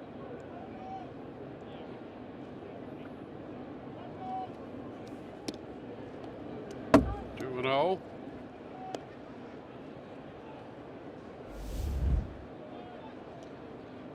Wendell, then Echeverria and Span.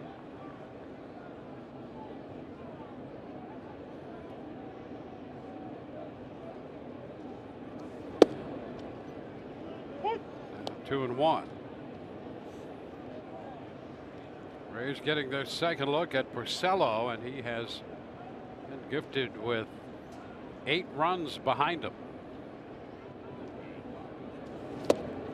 And it was a promising start. You know, obviously this game is not anywhere near over yet, but the Rays came out aggressive against Porcello. 3 of the first 4 hitters with base hits. 2 of them scored. They got that early lead, which is something that you were really hoping that they could do, something positive for them in this ball game, this tough start to the season. And then it just all came undone. Porcello just continues to work quickly and very effectively. It's the strikeout of Wendell, his 5th strikeout of the game.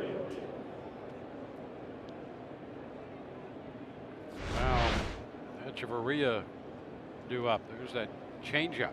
Boy, look at that late action, taking it right below the zone. And he does a great job of selling the changeup as well. You know, he can have that almost a hurry-up delivery anyway. And when you've got that, and then suddenly that changeup, and it just dies right out there, fades away. Those hitters, they end up swinging at your arm speed. And chopper to third. Devers throws a strike to first. Strikeout and the ground out.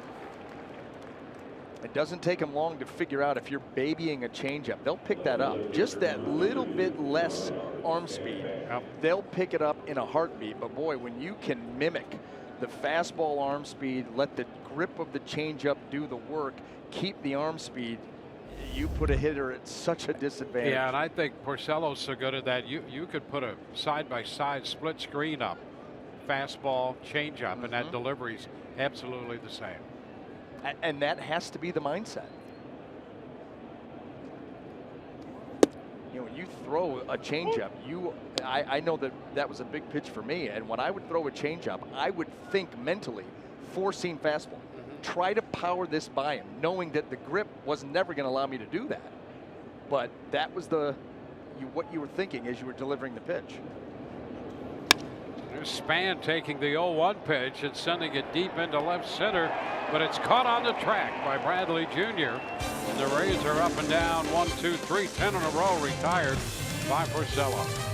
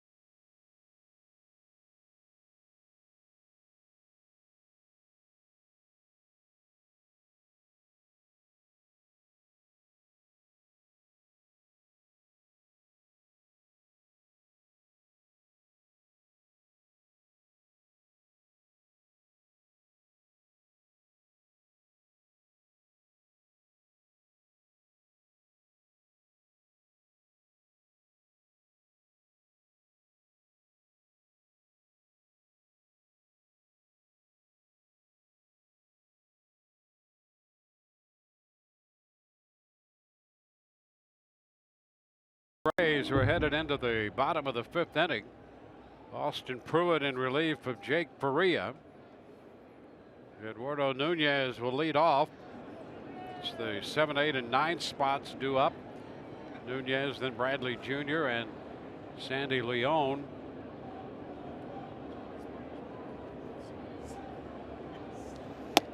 Pitch is wide. 1 ball, no strikes.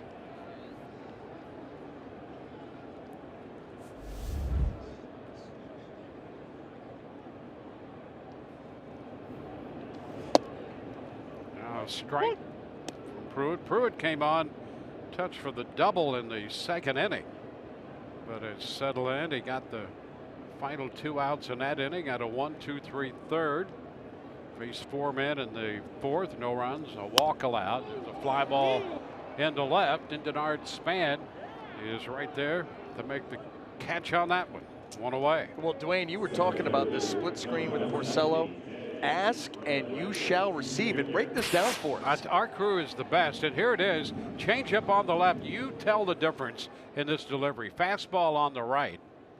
And we're really going inside the game here. There's no difference in his delivery, change up or fastball, and that's what makes that change up so effective. Jackie Bradley Jr. takes a pitch down. I'm going to take the rest of the day off. After that analysis, I'm just going to take it right back to the hotel. That's a cool thing of inside the game, though. Yeah. I love those little things about the game. And it's, you know, for all young pitchers, and, you know, some pitchers have just a heck of a time throwing a changeup. Just can't do it. Ground ball. Echeverria's there on the broken bat, so 2 gone. But that's how you do it. And Porcello is as good as anybody we've seen. Well, and you know, the thing that's great about the changeup too is the different types of changeup grips are almost unlimited. So you think to yourself, if you're a young kid and you're struggling with that pitch, there's a lot of different grips to try. Yep. And the basic premise of the changeup is to get your power fingers, which is your index finger and your middle finger, out from behind the baseball. That's what a changeup is. Get those fingers out from behind the baseball and throw it like a fastball. And because those fingers are not behind the ball, you cannot get the velocity out. And that's why I really like the mindset that you talked about. Mindset, 4-seam, let the grip do all the work, and there's a good chance you're going to throw a pretty good changeup. Yeah. And it'll look the same as your 4-seamer. Yep. And you know, you see guys with the split changeup. Okay, well, those fingers are spread. They're on the side of the baseball. You know, the circle change where you've got basically your last 2.5 fingers, you know, behind the baseball. There's just so many different ways to do it, but it's all sold with the arm speed. No question about it. So Span in left taking care of the fly ball off the bat of Leon. We're through 5 now. It's 8-2 Boston.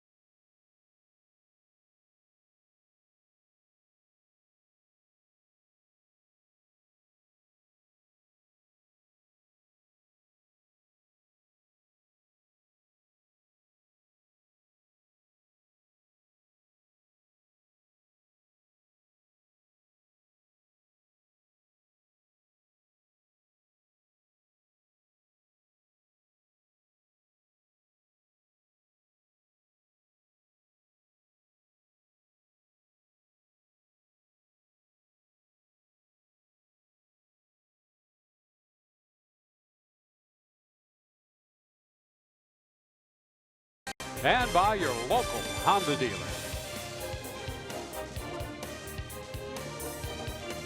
Well, the Rays scored 2 in the first, but Boston came right back with 4 and added 4 more in the second. On to the 6th, the Rays facing Rick Porcello. Porcello in the mid-60s in pitch count. Boy, he has gotten that under control. He's worked very quickly. Had those 2 long innings, first and second inning, where his lineup put up 8 runs, but boy, he has quickened the pace since then.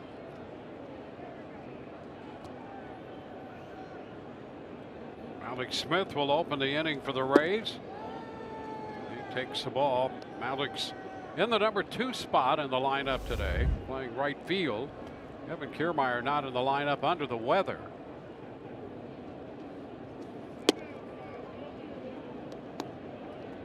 Two and 0. Gomez next, and then Miller.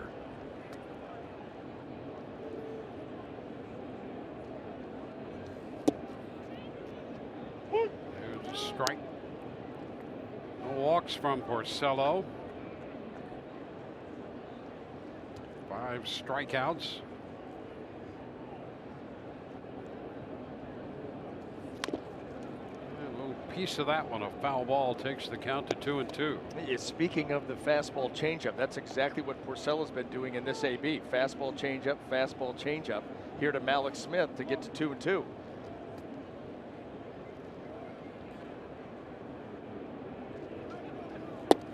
And he freezes him right there.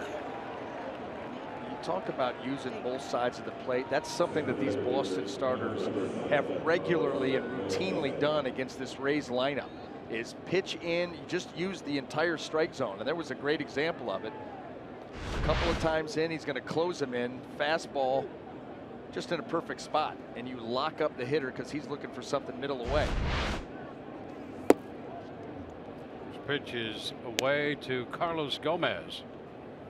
And you know, that's that area down and into a left-handed hitter that can be very dangerous. Obviously with Malik Smith, the scouting report says otherwise. Down to third, picked up by Devers, and the throw to first. A little stretch by Ramirez, but he keeps that right foot on the bag. That was pretty impressive right there from Hanley Ramirez, not known as being very nimble around first base, but he went down into the push-up position to make that catch. A little wide on the throw. Check this out.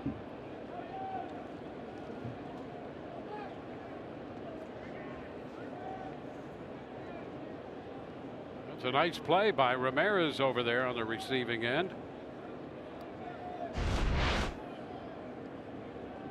Rejuvenated here in the early part of this season. We saw him sprinting after the big hit yesterday. Still stretched out. You got a lot of young guys around you and a lot of high expectations for the season. That'll keep you young. Brad Miller taps it foul, 1-1.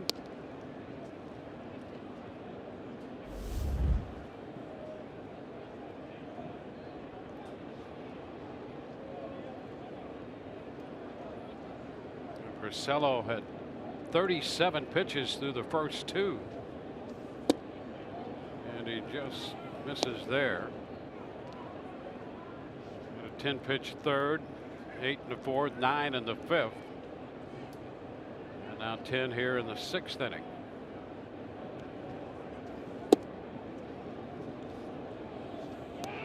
3-1.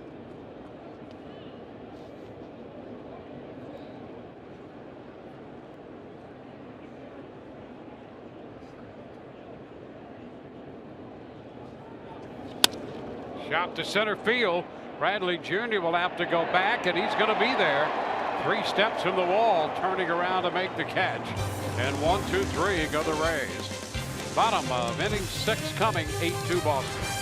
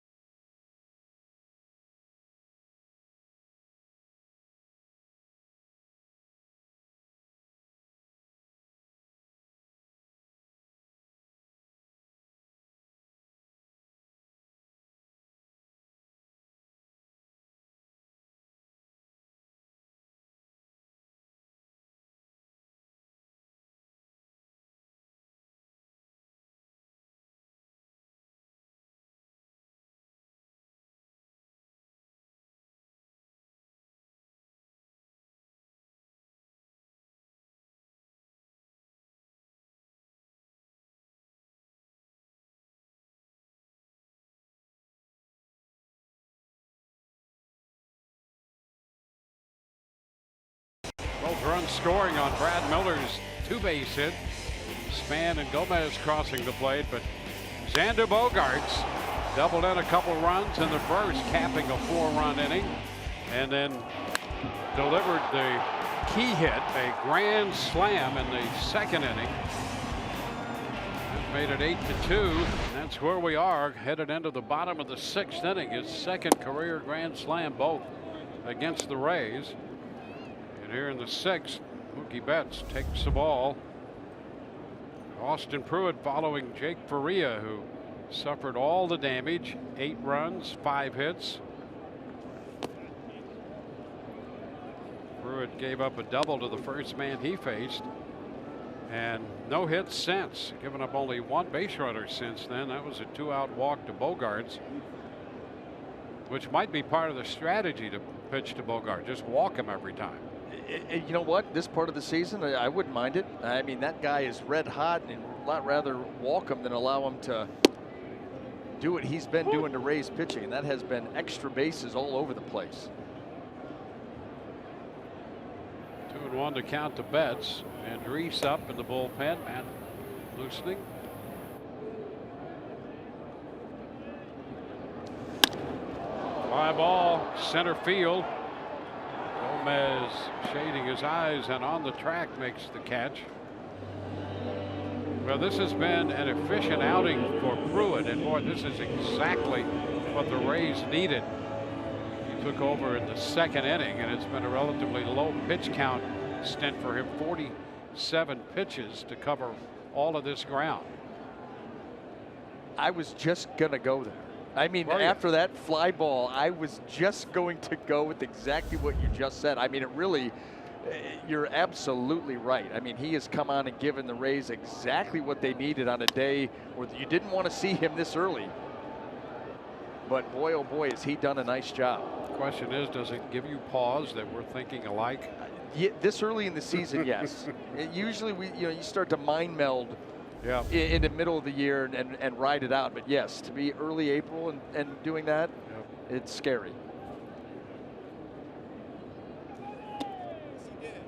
Pitch is down. 1-1.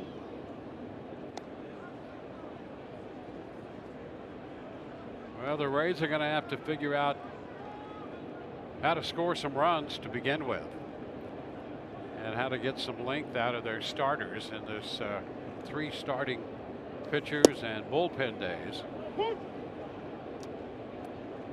Well, the power has not been there in the early going. Just 3 home runs coming into play today for the Rays as a team, and they've not been able to put those innings together and string some. That's why it was so encouraging coming right out of the gate. 3 of the first 4 hitters with hits, 1 extra base hit, some early runs, and you thought, well, maybe that's something that you can build on. And yeah, you'd like to see them come out and own an inning. You know, they had the big comeback against the Red Sox opening day, and they had some key hits there. A little tap to third. Duffy makes this play, and 2 gone in the 6th inning. They were helped out by some control issues by the Boston bullpen. And that first inning was setting up as if that could be an inning the offense could claim. Yep. They had 2 runs in, and if they could have built on that, they had Miller in second with only 1 out and 2 runs already in. And Porcello limited the damage by getting Duffy and Crone, and a couple of guys who very well could have gotten hits and really built a big first inning. Because you get the feeling that if this team is going to score runs and consistently be able to do that, they're going to have to build innings. Yeah.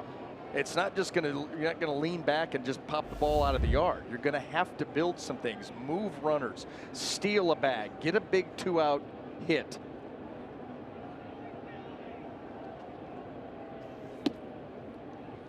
Two 2-0 the count.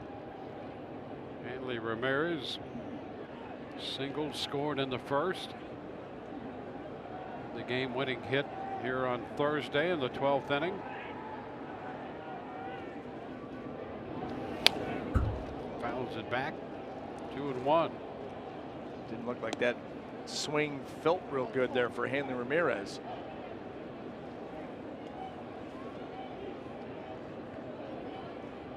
Yeah, we're As Cora looking on. Yeah, look at this. Big swing, kind of a little grimace right there. Drops the bat. No hurry to pick it back up.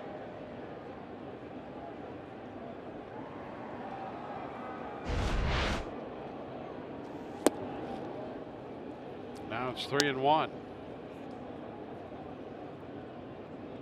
Maybe the grimace was I wanted that pitch back. Just fouled it off.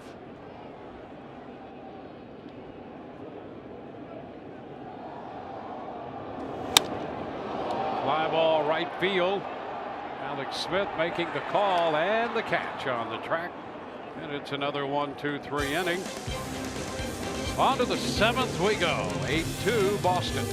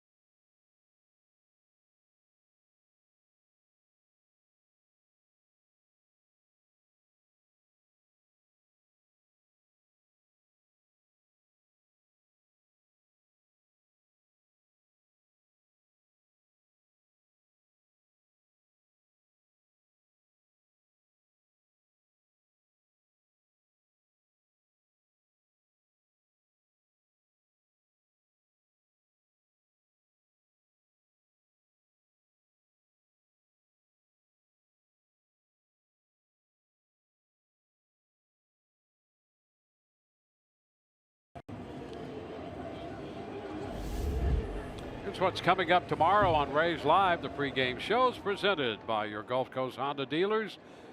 Talk about the bullpen day for the Rays, and Doug will break down Matt Duffy.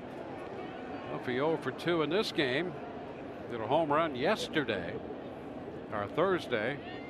Yesterday, the Rays and the Red Sox had Friday off. First pitch is down and away. 1 ball, no strikes. These two teams will get together again tomorrow afternoon. Fly ball right field. It's Betts shading his eyes and making the catch. The Rays will head on to Chicago Monday.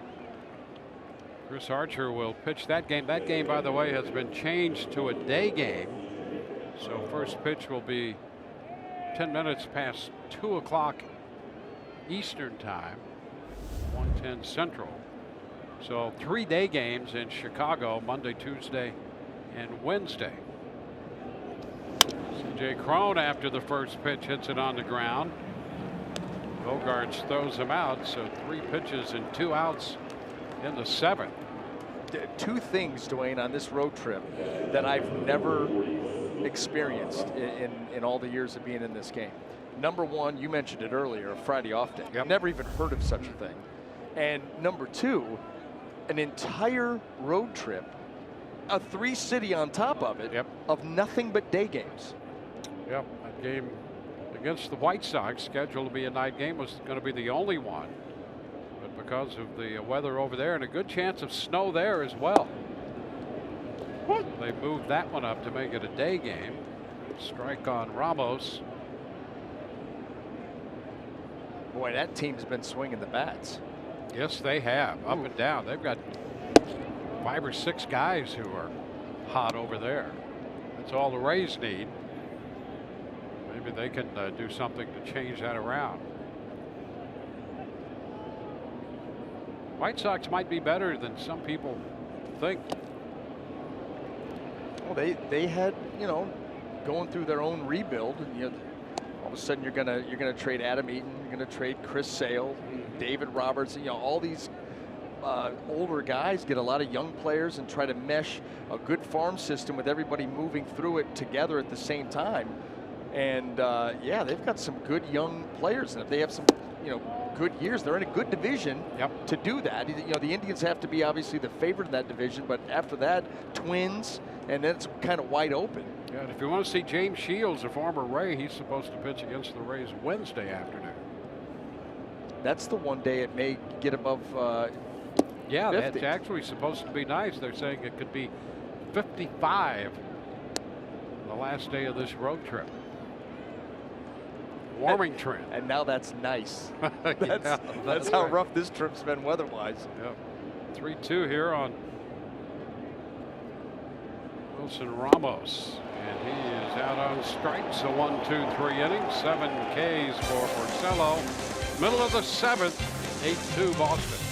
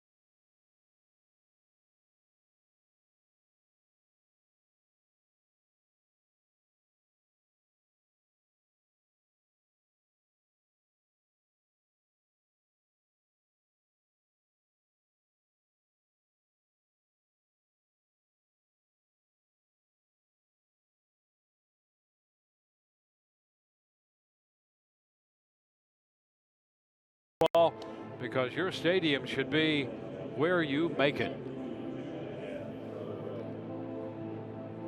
The Boston fans taking the 7th inning stretch onto the bottom of the 7th. Austin Pruitt, an extended outing in relief of Jake Faria, who pitched an inning in 2/3. And now Pruitt will be lifted in favor of the right-hander Chaz Rowe. So a nice job by Austin Pruitt. J.D. Martinez will step in against Rowe.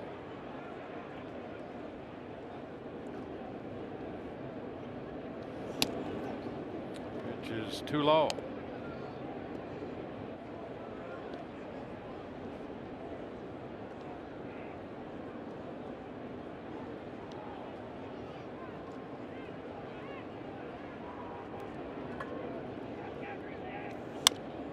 Tapper foul.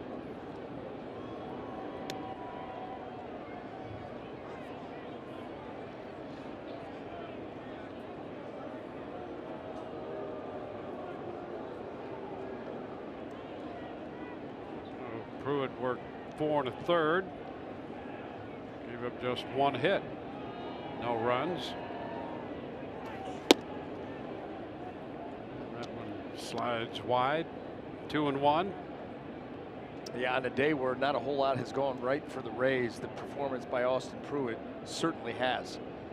Helps out that bullpen, helps out Kevin Cash and his staff trying to piece things together. Oh, a shot deep to left field, and that ball is out of here. J.D. Martinez hits his first home run in a Boston uniform. It's 9-2. Well, the Red Sox and their fans wondering when that first home run was going to come. And there it is on a 2-1 pitch. hit one for the spring, has one for the regular season now in their 8th game of the year. I blame myself. And the silent treatment in there.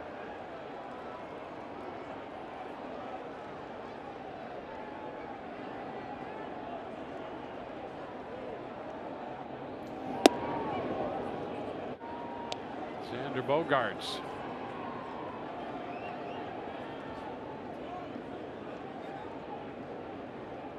Want to know the count to Bogaerts.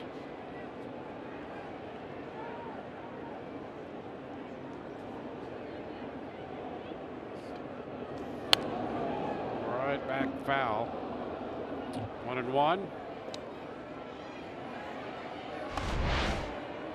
Here it is. You put yourself in a bad count, and JD Martinez pulls the hands through on that sinker moving in, and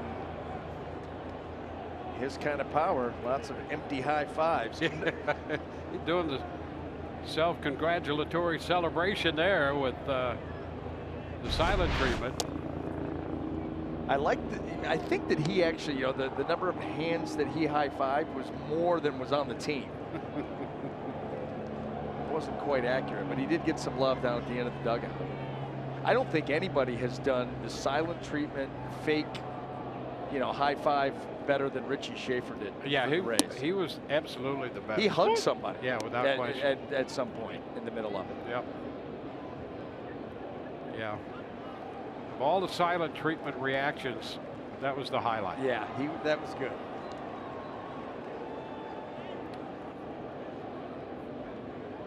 Two the count to Bogaerts.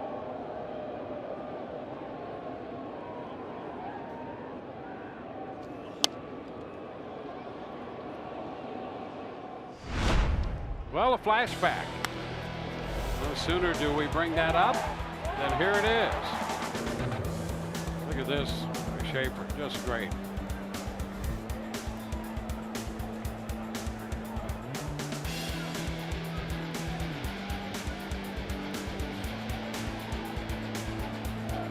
Yeah, that's the best. That is good.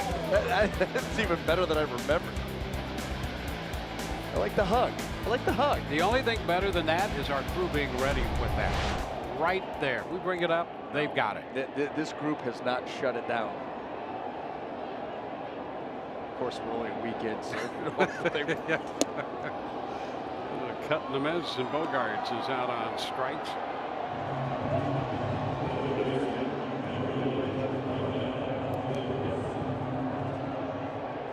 Interesting thing about Chaz Rowe and his slider too, and it's been moving like crazy here when he's gone to it this afternoon. Watch where he starts on the rubber. He is on the far third base side of the rubber and then lets that pitch eat all the way across the plate when he comes with it. You may not see it here on Devers, but watch this, way over on the other side, and then look at that thing just take off. Look at Frisbee. Yeah, Frisbee is right. I mean, we've seen that thing. I mean, that was a great example, and we've seen some pitches even more than that. Yeah, sometimes his slider will get some depth to it, but a lot of times there's not a ton of depth. It just sweeps, and it just seemingly isn't. The catcher's got to get out there and stop it. Or this thing be like a boomerang. He can probably play catch himself, don't he? 2-1. Gotta be heads up to do that. You do, but you get around that and you snap that slider, and then here it comes. Yeah. Boomerang effect. That's it.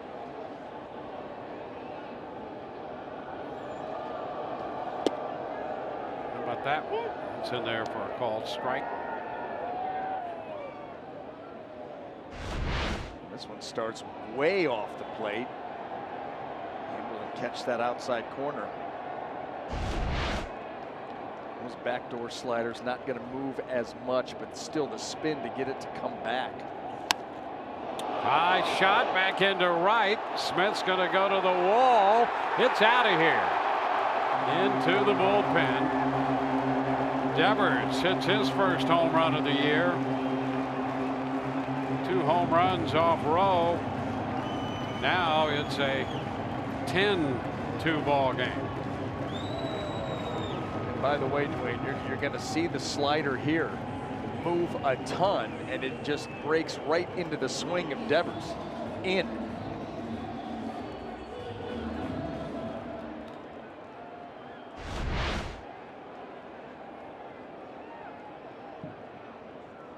Boy, you talk about the hot zone to a left-handed hitter. That just teed it up. Nunez back out of the way of that one. You know, everybody getting a little heated about that here at Fenway Park, but you could tell by just the speed of the pitch, it was off speed, just got away from Rowe. That could be thrown at anybody at this point. A pop foul will be out of play.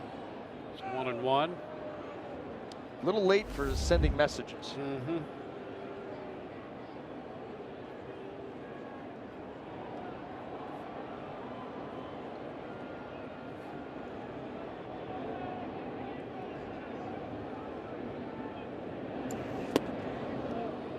One and two.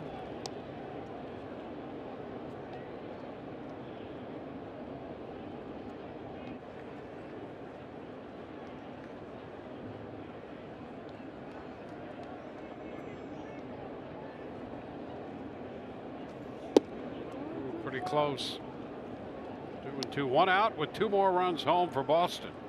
Red Sox have hit 3 home runs, 2 in this inning.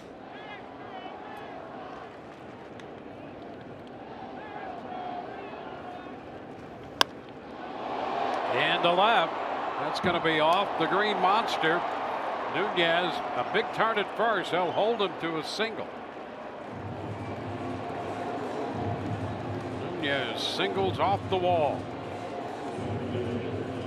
With Austin Pruitt out of the game, as effective as he was, these Boston bats come back to life. Boy, another slider. That one does not have near the same kind of sweeping action, and Nunez all over it. High up off that monster in left. Well played by Span. Jackie Bradley Jr. is due up. Kevin Cash out of the dugout, and that's going to be it for Rowe. Third of an inning, 3 hits, a couple of home runs. Picked up a strikeout. Call to the bullpen brought to you by the Florida Lottery.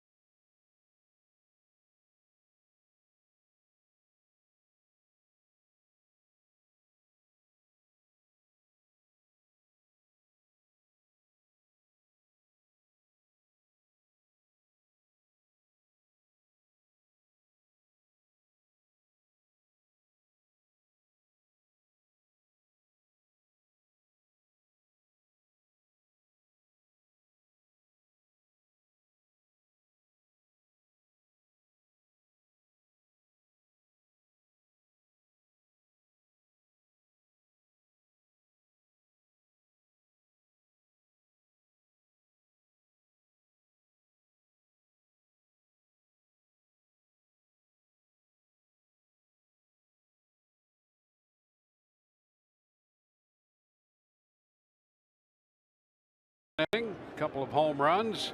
Sergio Romo will follow him. Today only, the Rays have a steal for you. Visit RaysBaseball.com/steal today to purchase press level tickets for next Saturday's game for just $20. That's a 55 value. Jackie Bradley Jr. takes a pitch for a ball.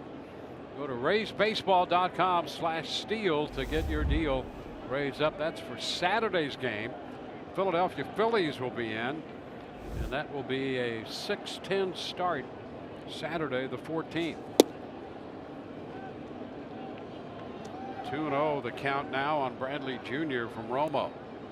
Well, the Rays gonna make their way through the National League East this season.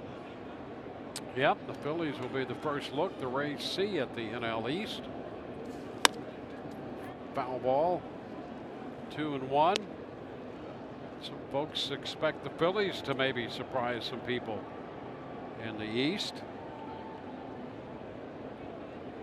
We'll also see Washington at home. I think the Phillies here in the early going have surprised people throughout the game of baseball. They Been have. an interesting first week. It has indeed. They've surprised people on the road and in Philadelphia. Ground ball and a nice pickup and a turn by Wendell, who throws out Bradley Jr. 2 gone as Nunez moves into second base. Gabe Kapler, who spent some time with the Rays, has had an interesting first few weeks here as manager. You know, there are a lot of former Rays who are now managing in management. Mickey Callaway with the Mets in the National League East. We'll get a chance to see him, and Gabe Kapler as well. Yep. Sandy Leone. The pitch is foul, right back. 1 strike the count.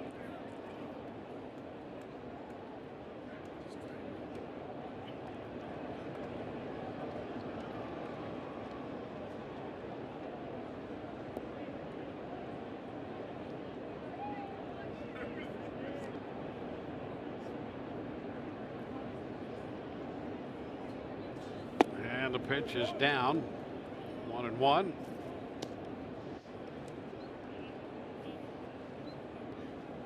Into the Rays bullpen. Had to go there early. Pruitt entered the game in the second inning. Gave the Rays 4 1/3. Rowe just a third, and now Romo.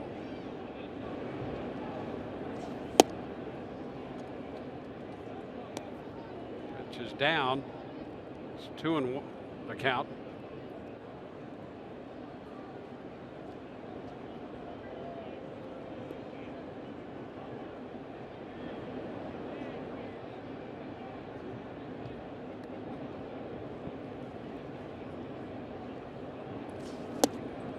Leaving the count at 2 balls, 2 strikes.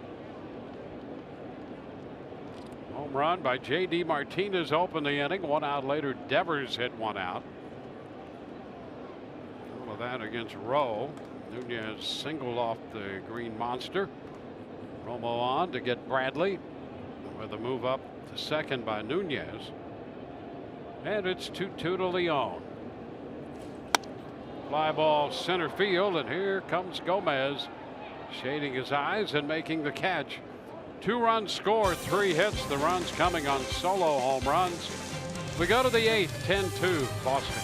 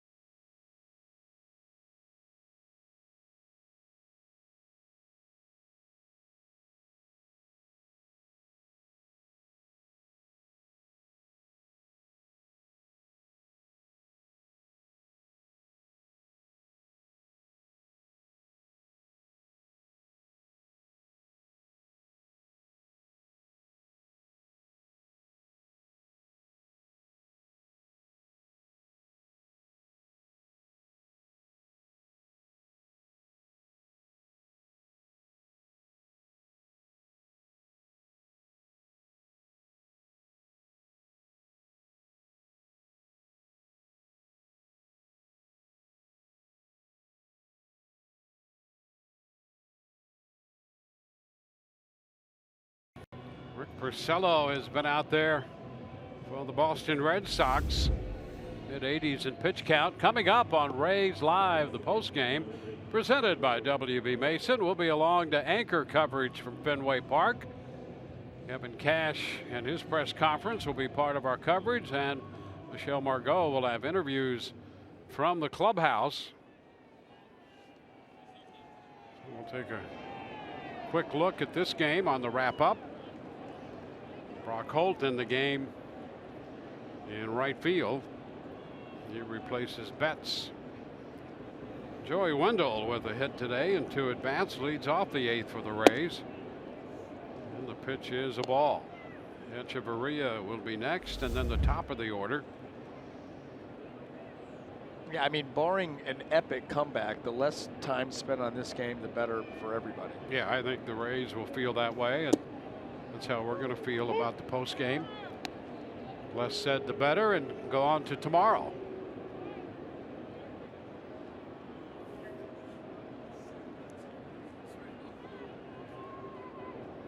One and one to count. Back toward the corner off the bat of Wendell, and that ball is going to bound off the wall, and he's in there with a double. One of those fly balls down the left side toward the monster, and it plays as a 2-base hit. Yeah, and tough to tell if where this ball hit on the monster. You get down into the corner, and the shade, Benintendi looked like maybe he had a chance to get down there and make a play. This ball stays middle of the plate up, and Wendell just serves it that way. You see it coming down almost right off the base of the wall. You wonder if just a goofy looking play. There's a pitch. Echeverria calls it a strike.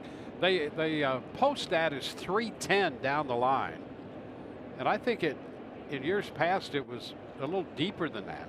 They just decided that 310's closer to accurate. Some people think it's even less than 310. Ground ball short. Echeverria's out of there for the first out in the 8th.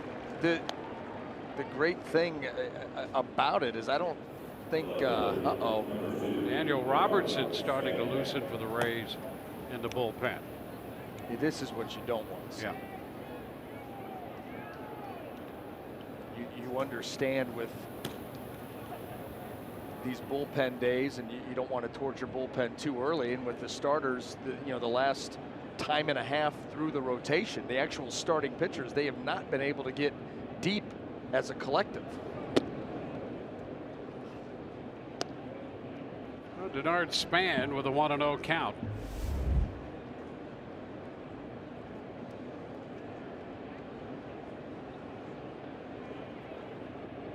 Span had a base hit back in the first and scored a run.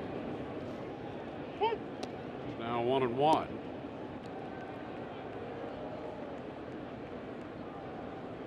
Double for Wendell, his second 2-base hit. And his second hit today. He's 2 for 3.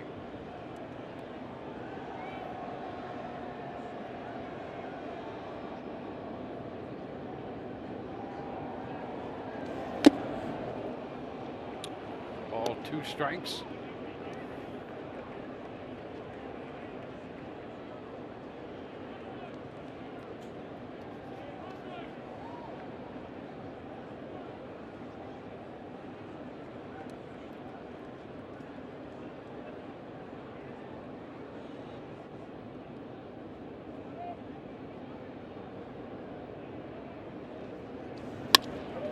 That's into center field. Will drop for a base hit. Wendell's going to head to the plate. Span has his second hit, and the Rays have their third run. Span, who scored a run in the first, drives home a run in the 8th, and it's 10-3. Denard 2 for 4, driving in his 7th run, and now with a couple of hits and a run in the inning, Alex Cora comes out to get Rick Porcello, who will get a good hand from the Boston crowd. He pitched very well. 7 1/3 innings. Bullpen brought to you by the Florida Lottery.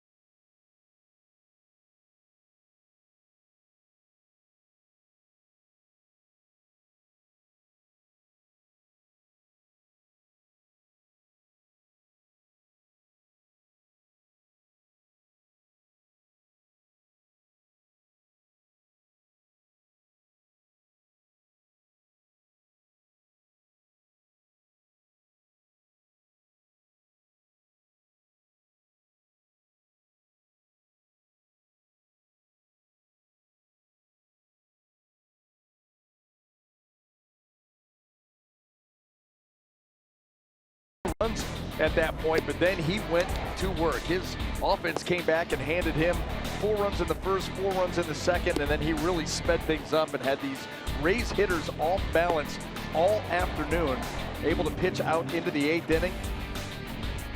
Do it quite efficiently, by the way. And we talked about the sinker usage before, and this is how it broke out here today. 37 sinkers out of 94 pitches. That works out to be about 39%. Did go to the changeup quite a bit.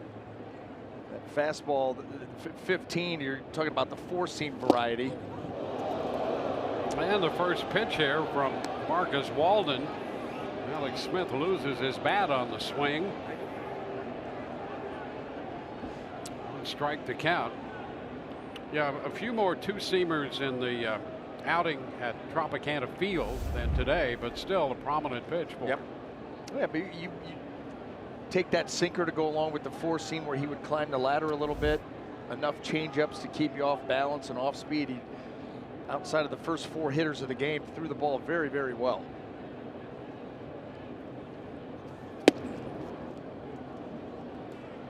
Ball 1 strike. So the Rays have 3 runs off Porcello. The man on is accountable to his line.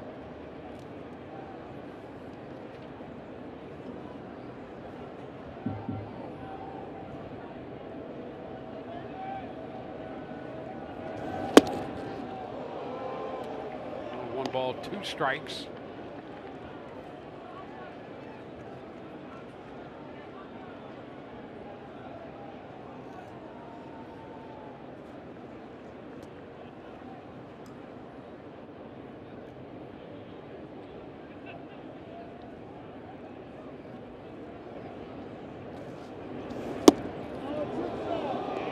Low right there. It's 2-2. One of the 2 non-roster invitees for the Boston Red Sox that made the team. The other one being obviously the lefty Bobby Pointer, and Walden shows you got a nice arm, good velocity on that heater. Yeah, the Rays saw him for an inning and a third in the Sunday game at Tropicana Field. And the Red Sox beat the Rays 2-1. Ground ball back to the mound. Out at second. Out at first on the 1-6-3 double play. So the Rays get a run, and we're headed into the bottom of the 8th, and Daniel Robertson will enter this game as the Rays pitcher.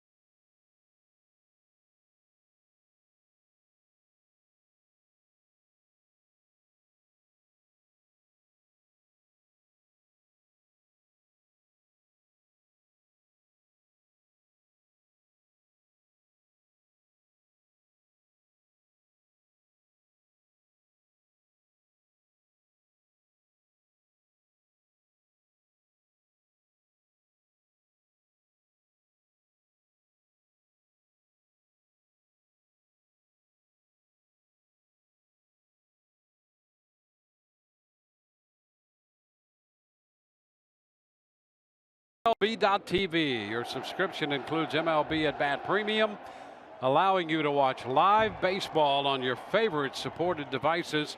Blackout and other restrictions apply. Visit MLB.tv for details.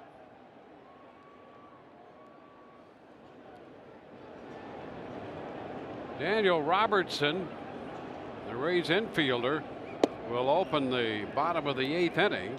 He's facing Brock Holt, who's in the spot vacated by Mookie Betts. 1 ball, no strikes. That first pitch, a fastball in the upper 70s. So now it's 2-0 in a 10-3 ball game. Pitch is popped up on the right side.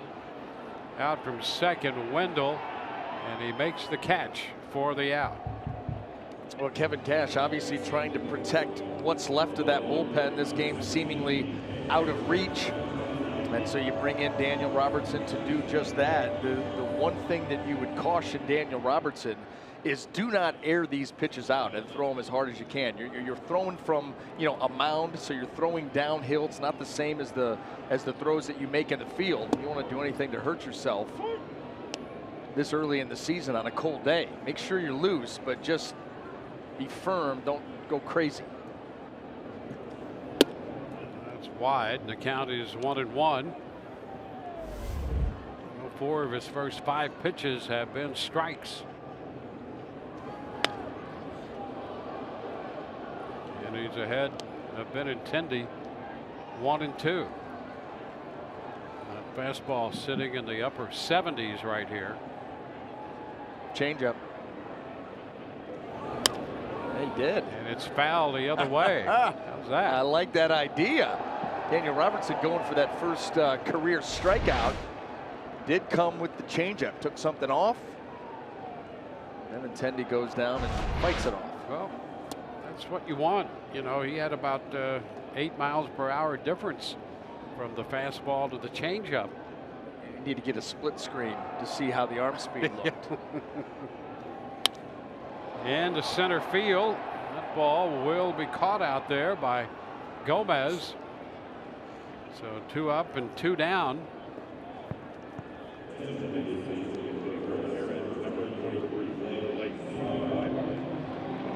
Now we'll see Ramirez lifted. It's going to be Swihart on to hit.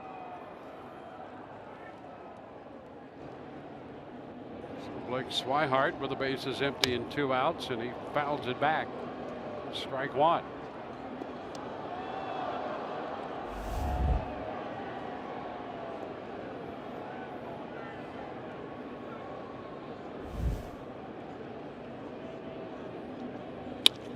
Fly ball into left. It's Span on the track, and a perfect inning here in the 8th inning for Daniel Robertson. 1-2-3, a very efficient inning for the Rays infielder. We go to the 9th, 10-3.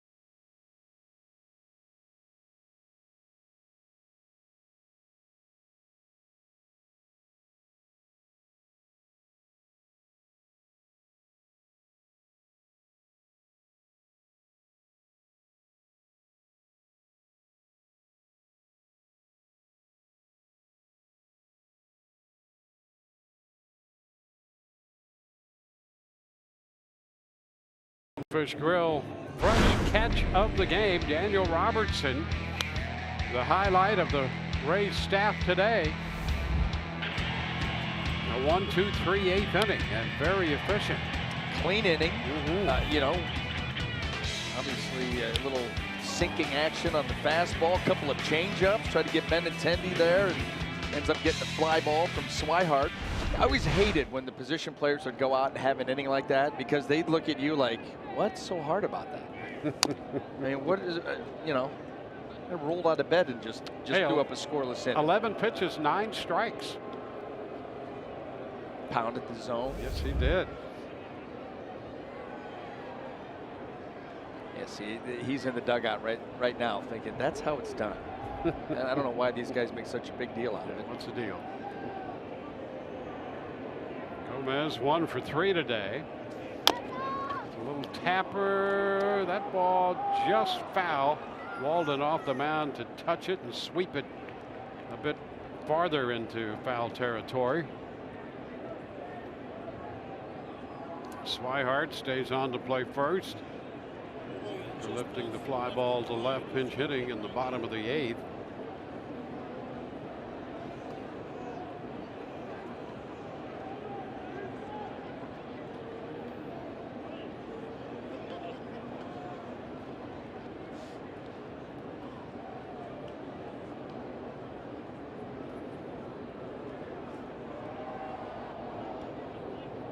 Gomez and Miller do, followed by Duffy.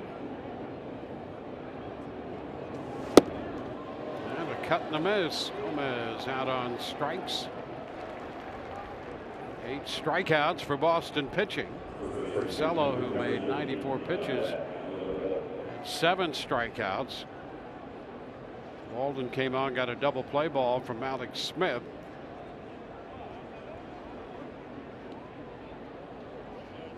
So he has already a full inning under his belt and has only faced 2 hitters.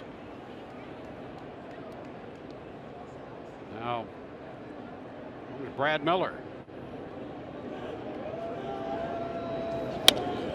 Into left, short left, coming on to make the catch is Benintendi. 2 up and 2 down.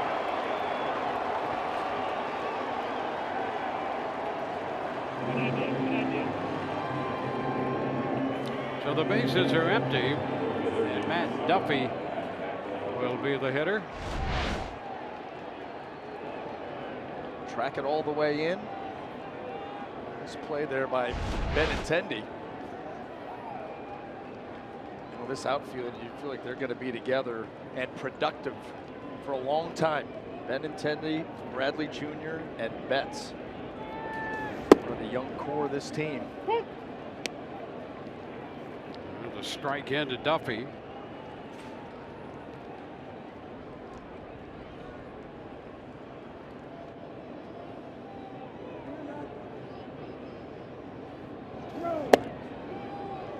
Walden has come in throwing strikes out of the bullpen.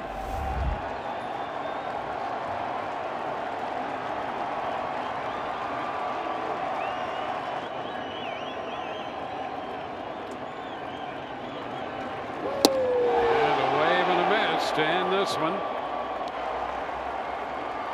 3 up and 3 down go the Rays in the 9th inning, and the Red Sox have taken game 2 of this series. It's a 10-3 final after they won the opener on Thursday in 12 innings, 3-2.